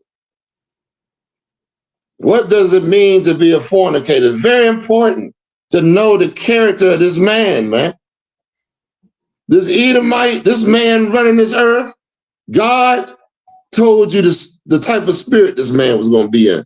God told you. Matter of fact, God created him. God created him and said, you ain't going to have no problems if you obey me. If you obey me. Now, you can go and obey him now. That's where your problems come in. Why Christ said, lay all your problems on me. Find that scripture real quick. Where he said, lay your burdens on me or whatever. That's what he said. Because you're going to have a lot of them in this world thinking that you living a normal life.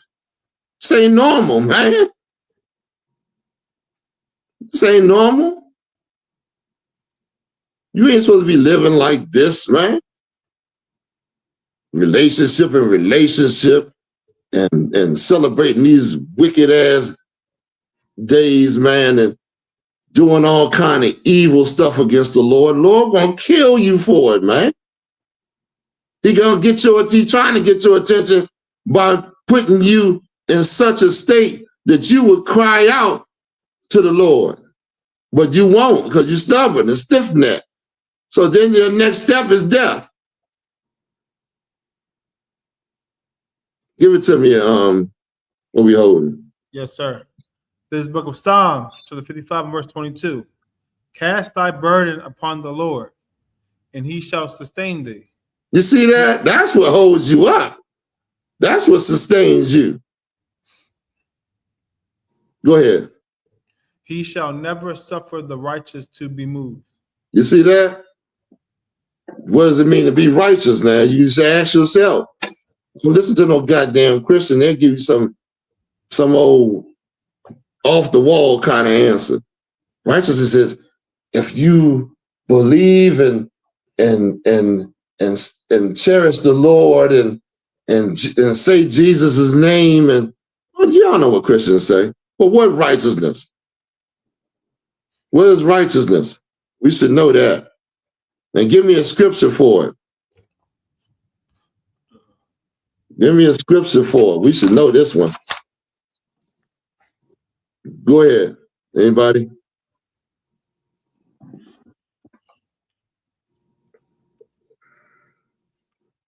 Then I hear people talking about they can do the law without being in the truth. Okay.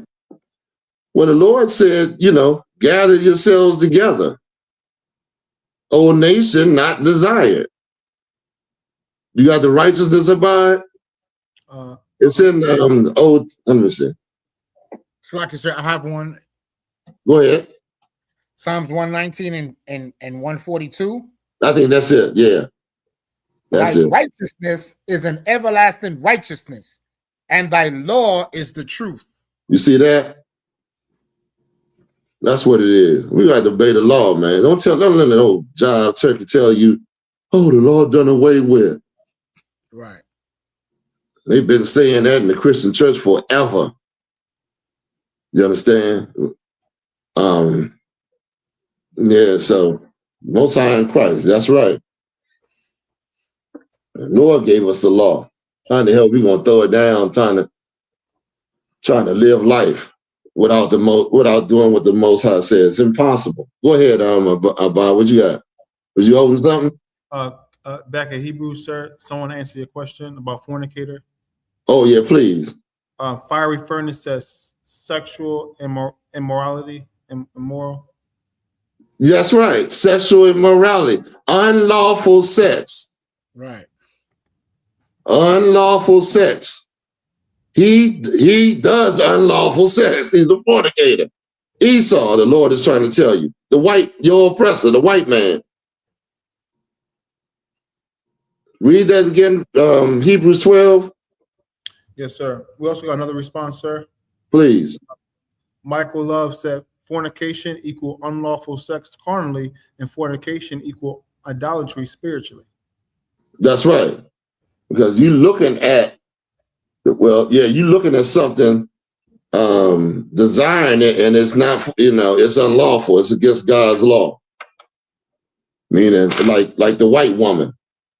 Y'all looking at the white woman, desiring that you're going to have sex with her and you're going to break God's law.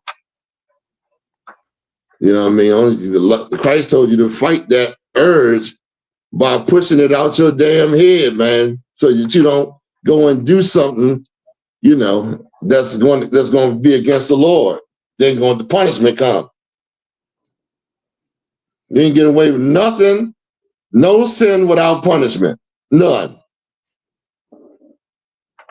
That's why it's so heavy that we had this grace period, man, to come and come into the truth and get ourselves together and obey the Lord, and come and interact with brothers and sisters. That's why you really gauge what kind of character you are. When you interact with other brothers and sisters, you might have something. What am I trying to say? That you need to work on and don't even know it, sitting at home by your goddamn self. Sitting at home by yourself thinking that you on the level when you ain't gathered like the Lord commanded you. There's plenty of scriptures we can go into that show we're supposed to be in the I.S.U.P.K. Plenty of them.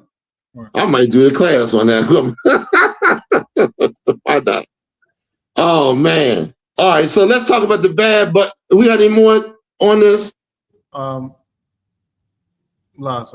We got it here. Let's talk about the bad buddy. You get the Donald Trump that he tweeted about bad buddy? Not yet, sir. It's likely. Look up. I want you to hold on. Let me see if I can find it. I thought you had it, but let me see something. Look up the tweet, Donald Trump's tweet about Bad Bunny. Oh man, I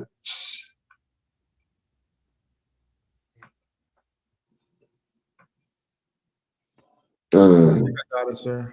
You got it? Yes, sir. Oh, thank goodness, man. Thank goodness. Also, I want to say, I was talking about the Freedmen Bureau earlier, right? You know why they had to set up that Freedmen Bureau? I mean, really? Because racist white people didn't want to deal with you. Hold on, pause for a second. Okay. I want the story too. The story? We can play this, but I want this. Yeah, I want to read it. Yes, sir. I want to read what he said about it because it's a tweet, right? Yes, sir. What is that? You found something that's going to what is he doing right there in the video? The video, it has a tweet in it, but I'm gonna try to find the tweet itself. Okay, all right. So during the time 1808, I think England freed their slaves. That's when England let their slaves go. Outlaw slavery. My name is Whitney Allen. these people over here, white in 1865 over here in America, black people were freed.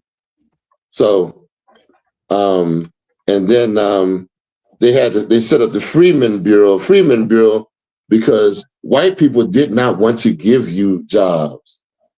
They didn't want to pay you to work. That's where sharecropping and all that come in. They didn't want to have to pay you.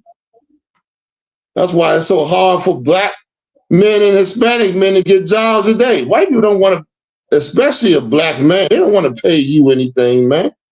They have to pay you because they have to, in order for the employee, they to make money. But other than that, they don't want, they're racist against you, man. We know that. So we're gonna talk about this Bad Bunny, man. Yes, sir. I got it, sir. Okay. Now, go ahead. Oh, good. That's big as it go? It looks small to me. Okay. I can make it a little bit bigger. Yeah, please. Big as we can get it. So people can see it good. Okay, go ahead. The Super Bowl halftime show is President Donald J. Trump. The Super Bowl halftime show is absolutely terrible. One of the worst ever. It makes no sense. Is an affront to the greatness of America and doesn't represent our standards of success, creativity, or excellence. Nobody understands a word this guy is saying, and the dancing is disgusting, especially for young children that are watching from throughout the USA and all over the world. This show is just a slap in the face to our country, which is setting new standards and records every single day. And that's it. That's it? What about the kid? Did he say something about the kids? I'm sorry, my mind was somewhere else. Yes, sir. Did he say something about the kids? Yes, sir. He Okay, says, go back and read it again. The Super Bowl halftime show is absolutely terrible. One of the worst ever. It makes no sense. It is an affront to the greatness of America and doesn't represent our standards of success, creativity, or excellence. This man is a one-minded racist, boy. He is a single. This is the type of boy you got, boy. I don't know who you voters, boy. You really did it, boy. You black and Latino voters, boy. You should be coming in this school because the people that voted for Trump, all of them. But this man, that bastard right there. Go ahead, give me some more. Nobody understands a word this guy is saying, and the dancing is disgusting, especially for young children that are watching from throughout the USA. Mm-hmm. And all see, he's talking about the children. What in the world? This bastard in the Epstein files, knowing what's going on over there, and he wants to try to defend the children. This man, supposedly, this is ridiculous, man. This is the same man that paid a porn star to spank him. Same man. Now all of a sudden he want to take. He think he taking the high road. Look up that. I think her name was Stormy. What's her name? Stormy Daniels or something like that. Colonel Concert. Look up that Donald Trump getting paid a porn star to spank him, and it was on some a magazine or something like that, if I'm not mistaken.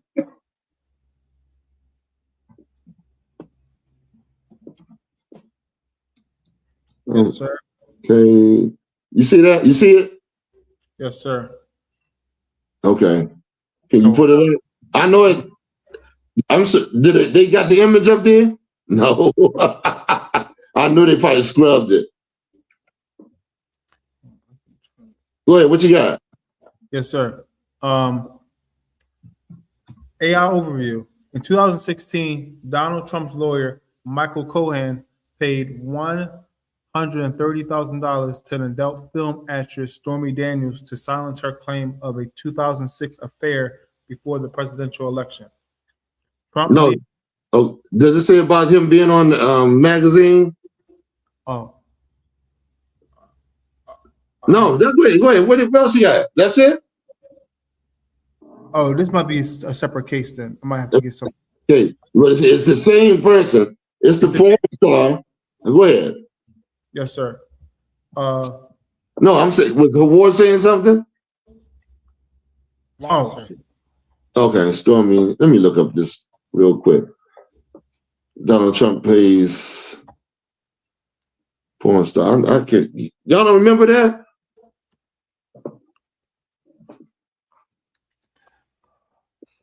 I want to see. All right, this is going.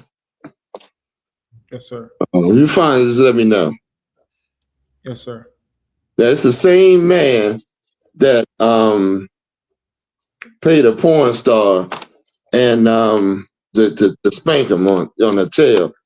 Apparently, they like to be spanked, man. Their whole ceremony is about spanking people. You know what I mean? Okay, let's go ahead.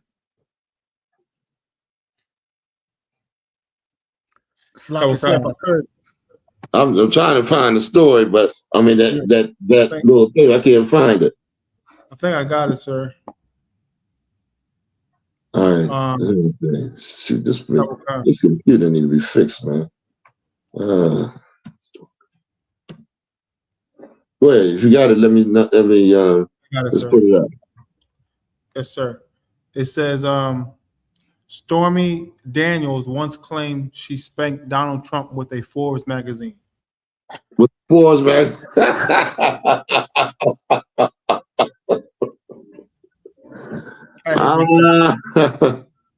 Go ahead. At his request. At his request.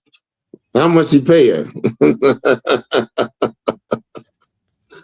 Oh man, this is crazy, man. Okay, let's go on. What's the next? We got any more stories? Yes, sir. Wrap it up real soon. Go ahead. We have the Palm Beach. Palm Beach. Did we hit Valentine's? We didn't do Cupid, man. We didn't really hit Valentine's like I like to hit it. So all this is connected. All this nude sex is all connected to the worship of these gods, man. When you look at P. Diddy, you look at R. Kelly, give me some more. You look at all these people allegedly coming out for more rappers. You know what I mean? They was associated with that type of lifestyle. You look at them, man, and it's running rampant they're inflicting their desires onto kids, man. These kids are gonna grow up and it's going to be terrible.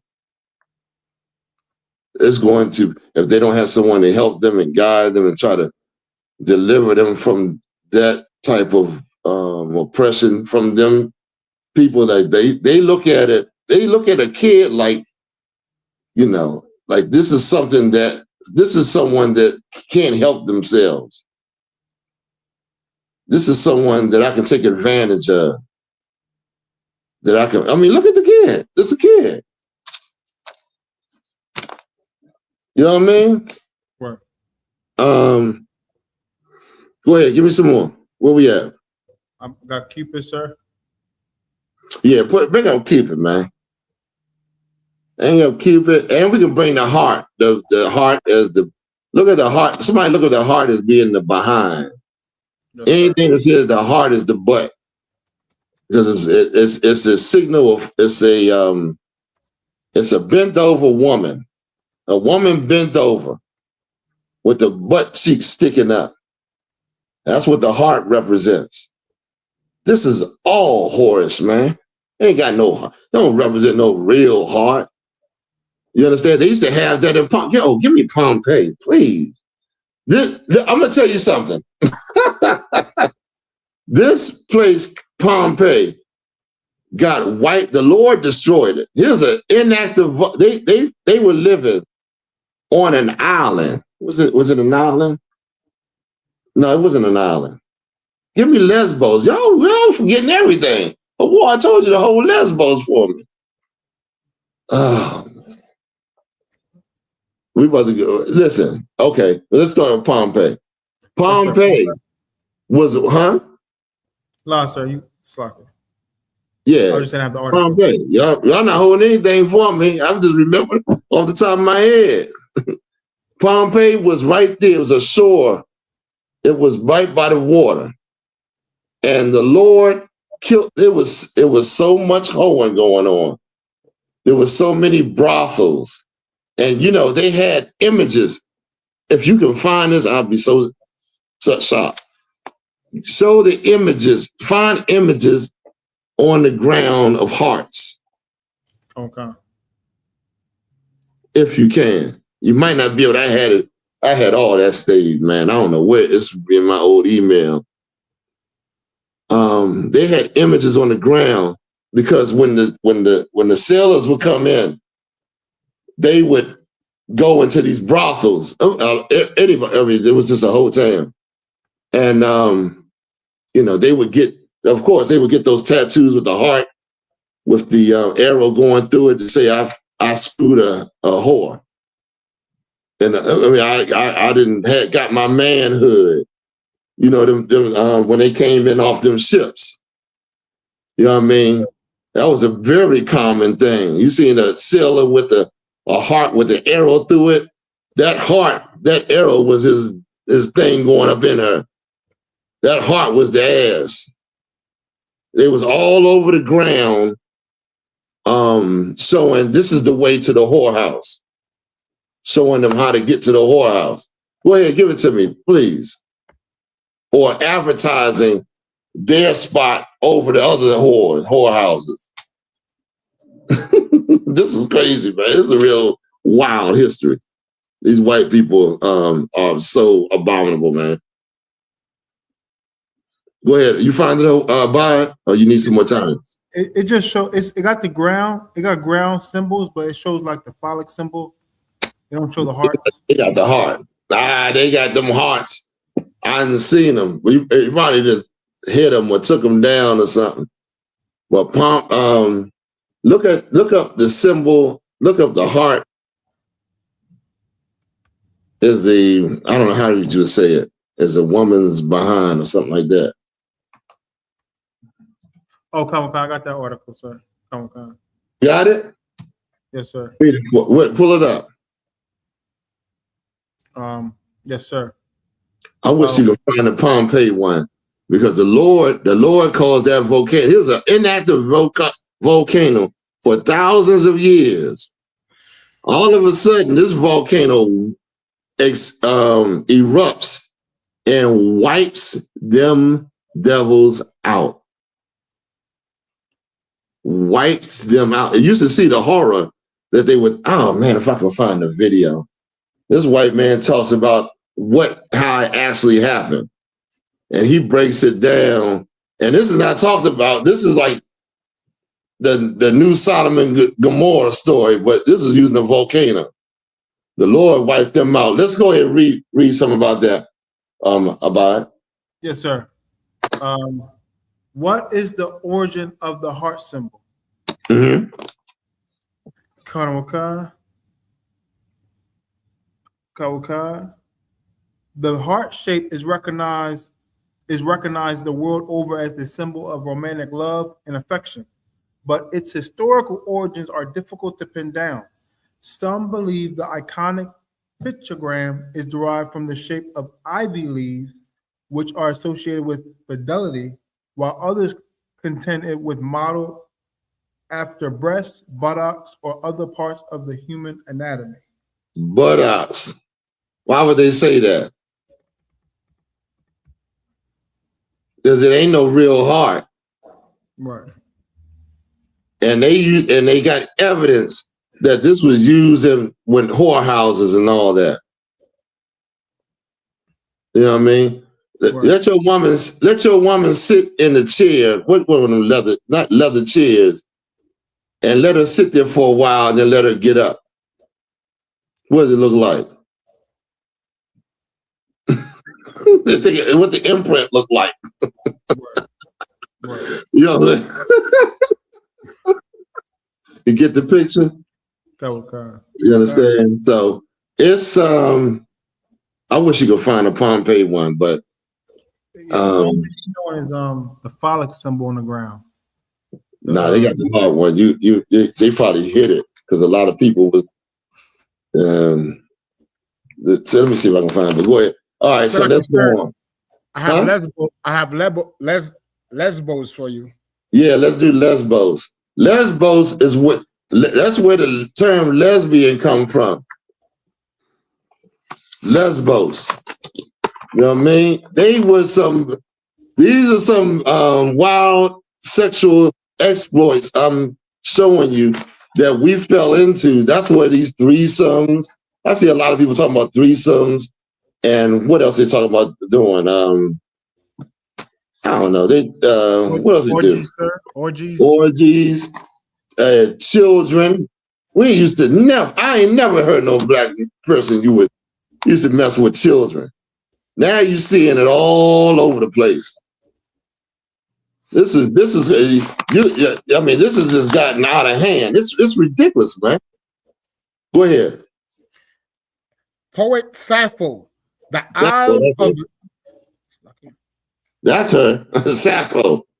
The Isles of Lesbos and sexual tourism in the ancient world. The sexual proclivities of ancient Greece is almost as mythologized as their legendary heroes. In fact, the entire Greek pantheon of gods is renowned for its hedonistic sexual antics. You see that? This is what we worshiping, man. Listen to that. That's nothing but that's a demon. That's demonic. That's what demons come in. Especially you around this time, you depressed. You depressed, you open yourself up for a demon. I'm gonna tell you straight up. You in that mindset where they can take over. Go ahead. So like you, sir, it says the entire Greek pantheon of gods. That's what it's all about.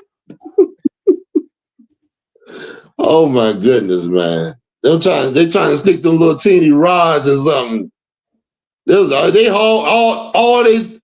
all about sex. It's all about they call it purification. They try to get purified. You know what I mean? It's a lewd acts, man. That's where they got that Cupid, man. It's a lewd sexual act, and it ain't according to the Bible. Give me how the Lord said in beginning a marriage. The Lord set the stage for how we supposed to be dealing with one another, not these people, man.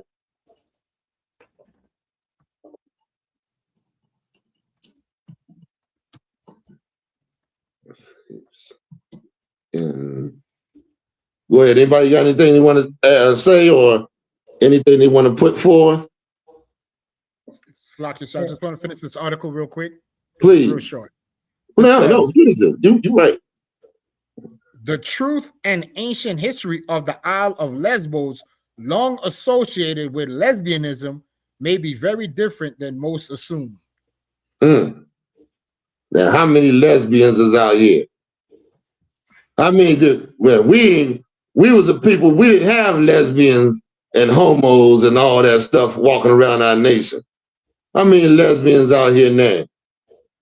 Tons of them. Where is it coming from? The white man. I'm going to tell you something else. They obey the white man. What do I mean by that? Lesbians, they lesbians, right? But they will submit to their master. They'll submit to the white man. Y'all know what I'm talking about. Go ahead, War. That was it You on want to that. say? Okay, go ahead. And Pompey.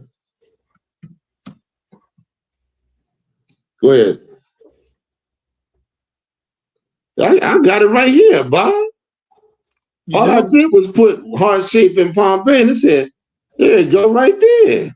Oh, let me try. Sorry. It's a whole bunch of them. It's a whole bunch of them. There's a couple of them. That's a few of them, but it should be a whole lot more. Y'all bear with me for a second. Let me find this real quick. I'm gonna show y'all. And this was way, way back. Khan. Salaki, sir. I have an AI overview, and it says Pompeii is called Sin City because its volcanic preservation revealed a Roman city with surprisingly open attitudes towards sexuality. Look at that. And the Lord destroyed it. Lord destroyed that. Oh man, I gotta find it. I'd have to go around and tell. There go one of them, but it's a whole bunch of them was on the ground. You know what I'm saying? And they yeah, that's what it was for. Don't treat your woman like a whore, man. Don't treat her like a whore and give her some heart-shaped candy, because when you would go when you would go to the whorehouse, not you, but when someone would go to the whorehouse, they would take that whore gifts. They try to treat her like she's a respectable woman. Give her a gift and all that, and then yeah, that's how they did it.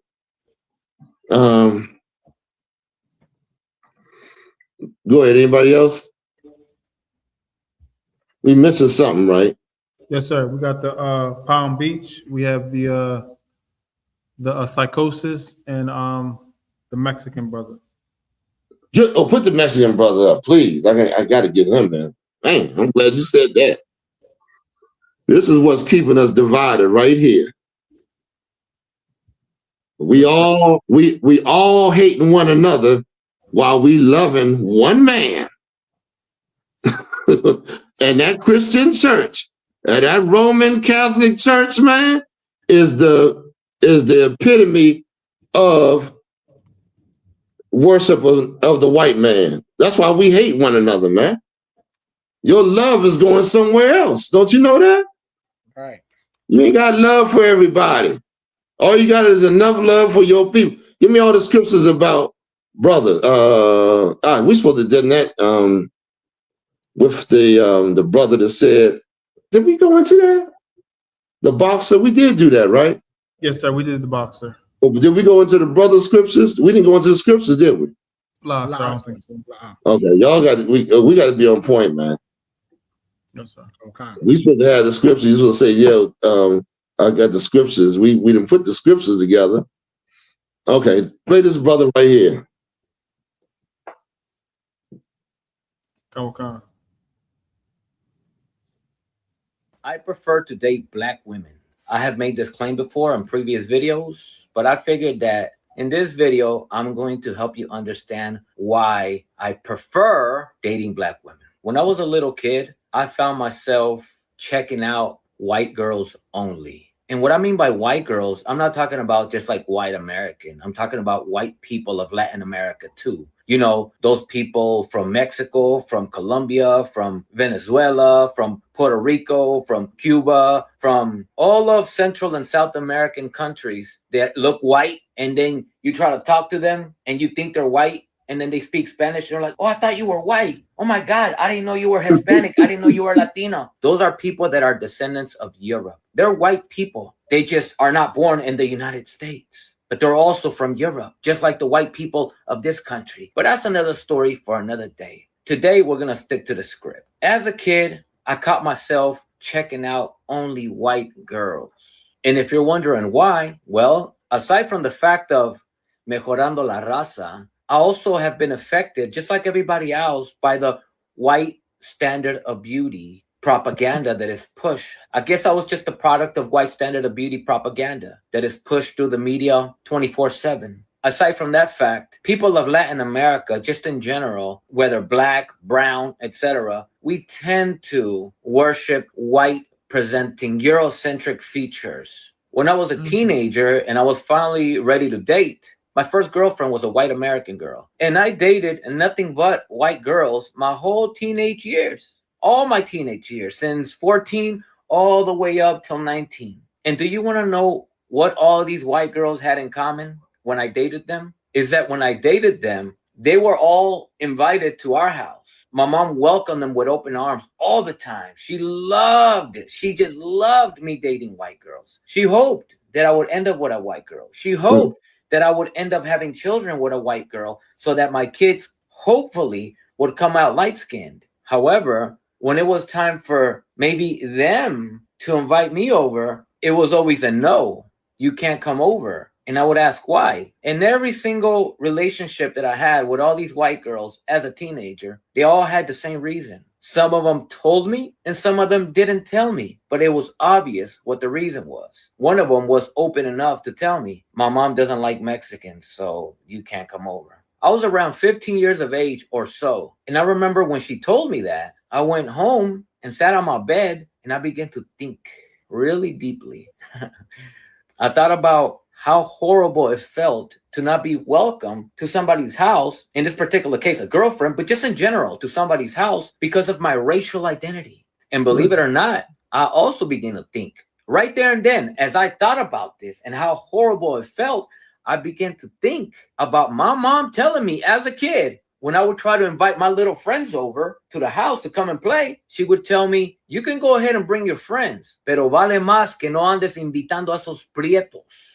And if you're wondering what that means is, you could go ahead and bring your friends. Just don't be inviting those dark-skinned people in here. And by the way, dark-skinned didn't only mean black people. It also meant dark-skinned Mexican people like us. So imagine this. We are a household of dark-skinned Mexican people. And even in our household, dark-skinned Mexican people like ourselves were not invited. Only either white friends or the white Mexicans, white Latinos were invited over. My mom was only okay with white presenting people coming over. And I didn't understand why. But what I did understand as a 15-year-old sitting on my bed was how horrible it felt to be discriminated against. And although a horrible experience, in a way it was a blessing in disguise because it started making my wheels turn. And it caused me to put things in perspective and understand how wrong it was that my mom felt the way that she did about dark-skinned people. And if you're thinking that this is just my household, well, as I've said in other videos before, this is a very normalized thing in Latin American countries. And that, of course, is due to the caste system that we, people of Latin American countries, are a product of. Whether we realize it or not, whether we practice it or not. But by default, the caste system is implemented in us. And the only way to break this cycle is if we become conscious of it and we go out of our way to break this cycle of practicing colorism. When I was around 19 years old, I dated the first Mexican girl, but she was a white Mexican. And I invited her over to come hang out at the house, etc. But then when it was time to go pick her up, I had to pull up and park like around the corner or something because she didn't want her mom to see me. And at first I didn't understand. I said, why? Would he get in trouble if you have a boyfriend or what's going on? And at first she said something like that. But eventually one day she told me, she said, Ricardo, I don't think my mom is going to be okay with me dating you. And I said, dating me because of me or because of just dating itself? And she said, no, because of you specifically. And I said, well, they never met me before. She said, I know, but you're kind of morenito, you know? My mom's not okay if I'm dating somebody that's like darker. And of course, it felt like shit to be told this. But at the same time, how can I complain that these white people of Mexico don't like dark-skinned Mexicans if my own household suffers from colorism too? How can I complain about another race of people that want nothing to do with us Meanwhile, in my own household, we want nothing to do with us. Hell, my mom is practically only okay if I date a white girl so that I could have light-skinned kids, so that I could be the one to break the curse of being dark. So yes, it felt like shit being told this. But since we in our household, we practice colorism too, to our detriment, I can't complain that these white people practice it as well. So I had to date her and pick her up around the corner so her family doesn't see me pull up. And this went on for a while until eventually I broke up with her. And then, just to pick up where I left off last time, then I dated the first black girl. And I was around 17 going on 18 or so. And although I plan to tell you the full story of our relationship, today I'm just going to stick to the script and just share with you the difference with dating a black girl comparing to dating white girls or white Mexicans, white Latinas, etc. When I first started to date this black girl, very, very early on, she said, hey, do you want to come over and watch a movie with us? And my ears perked up a little bit. What do you mean with us? Who's us? With me and my family. And of course, I'm used to now welcomed to the girlfriend's house. So I said to her, you're going to invite me over? She said, yeah. Are they going to be okay with that? Yeah. Did you ask? No. So how do you know they're going to be okay with it? Because why wouldn't they? You're my boyfriend. Okay. I mean, it makes sense. So I decided to follow her to her house. And yes, I was nervous. I was scared.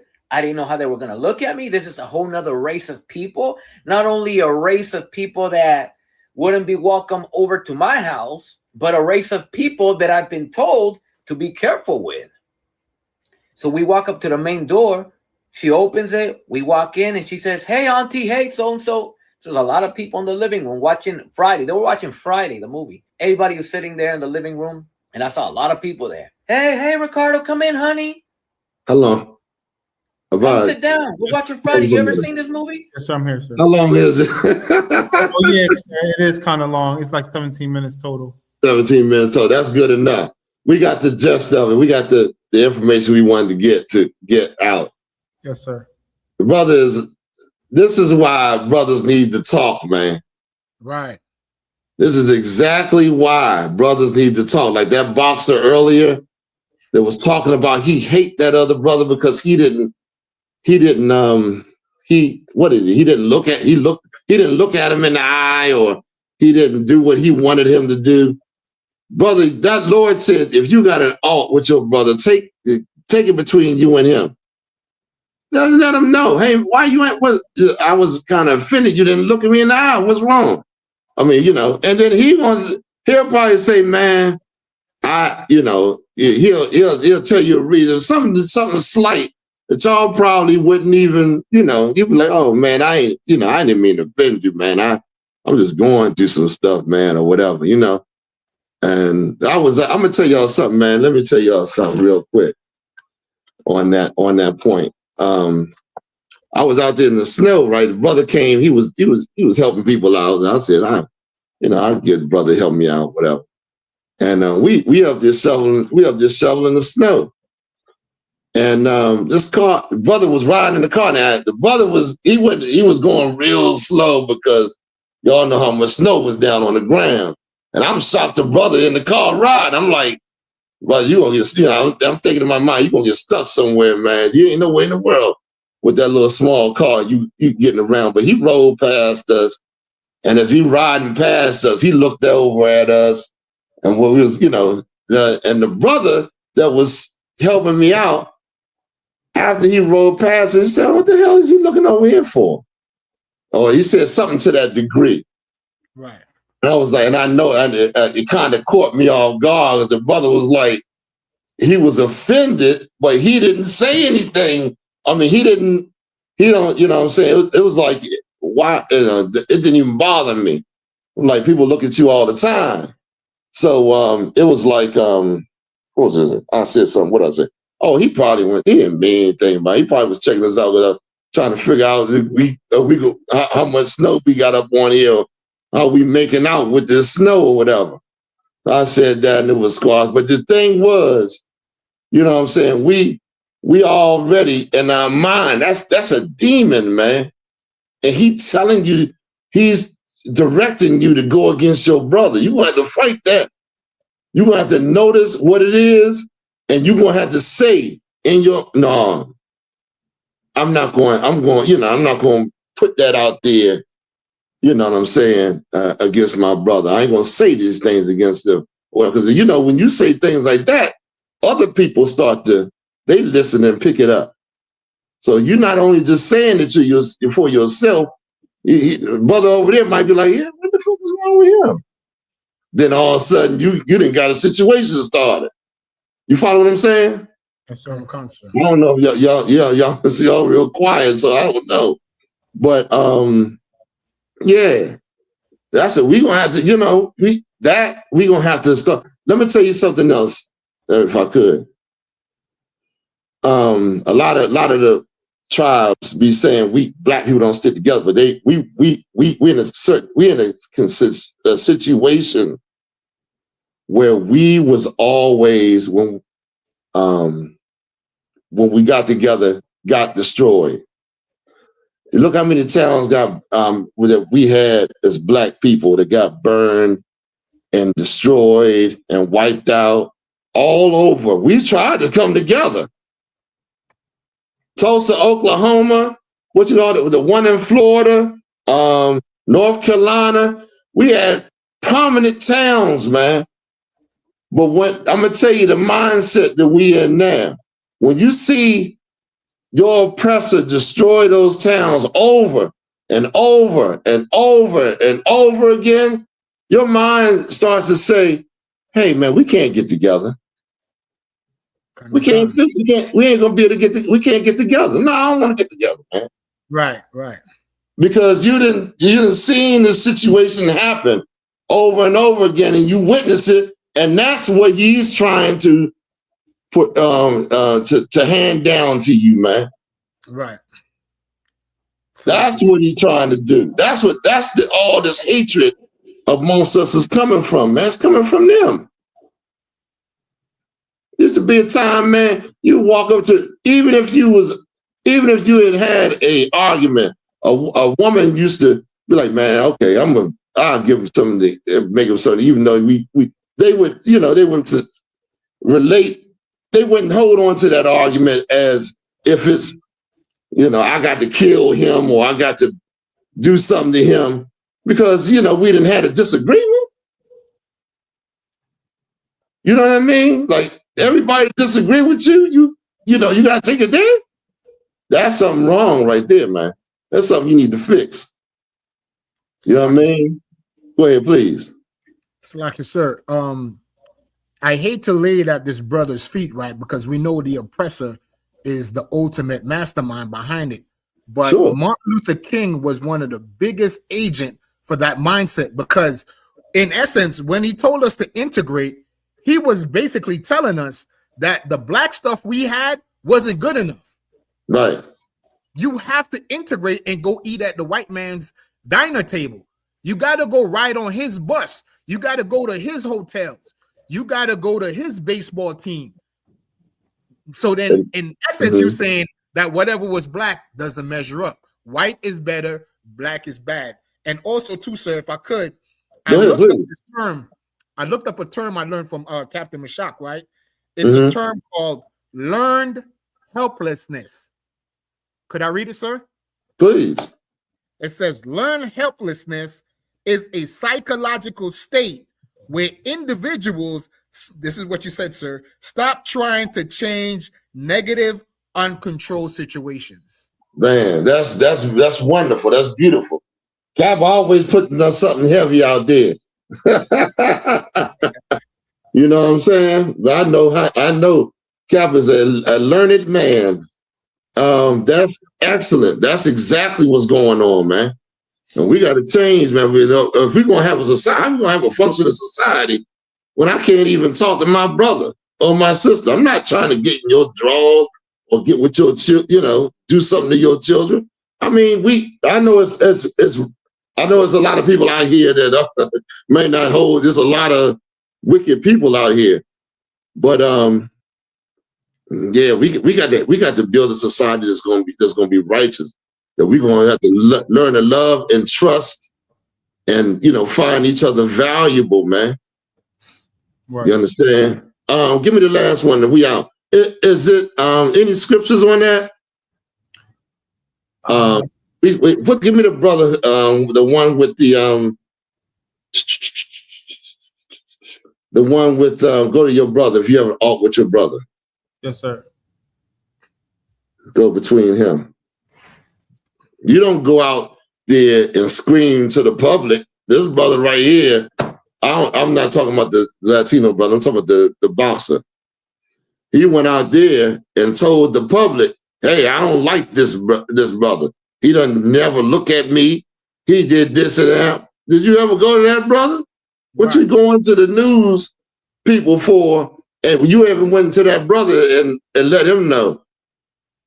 If he say something, man, something like that, well, then you didn't went before the Lord. You didn't tried.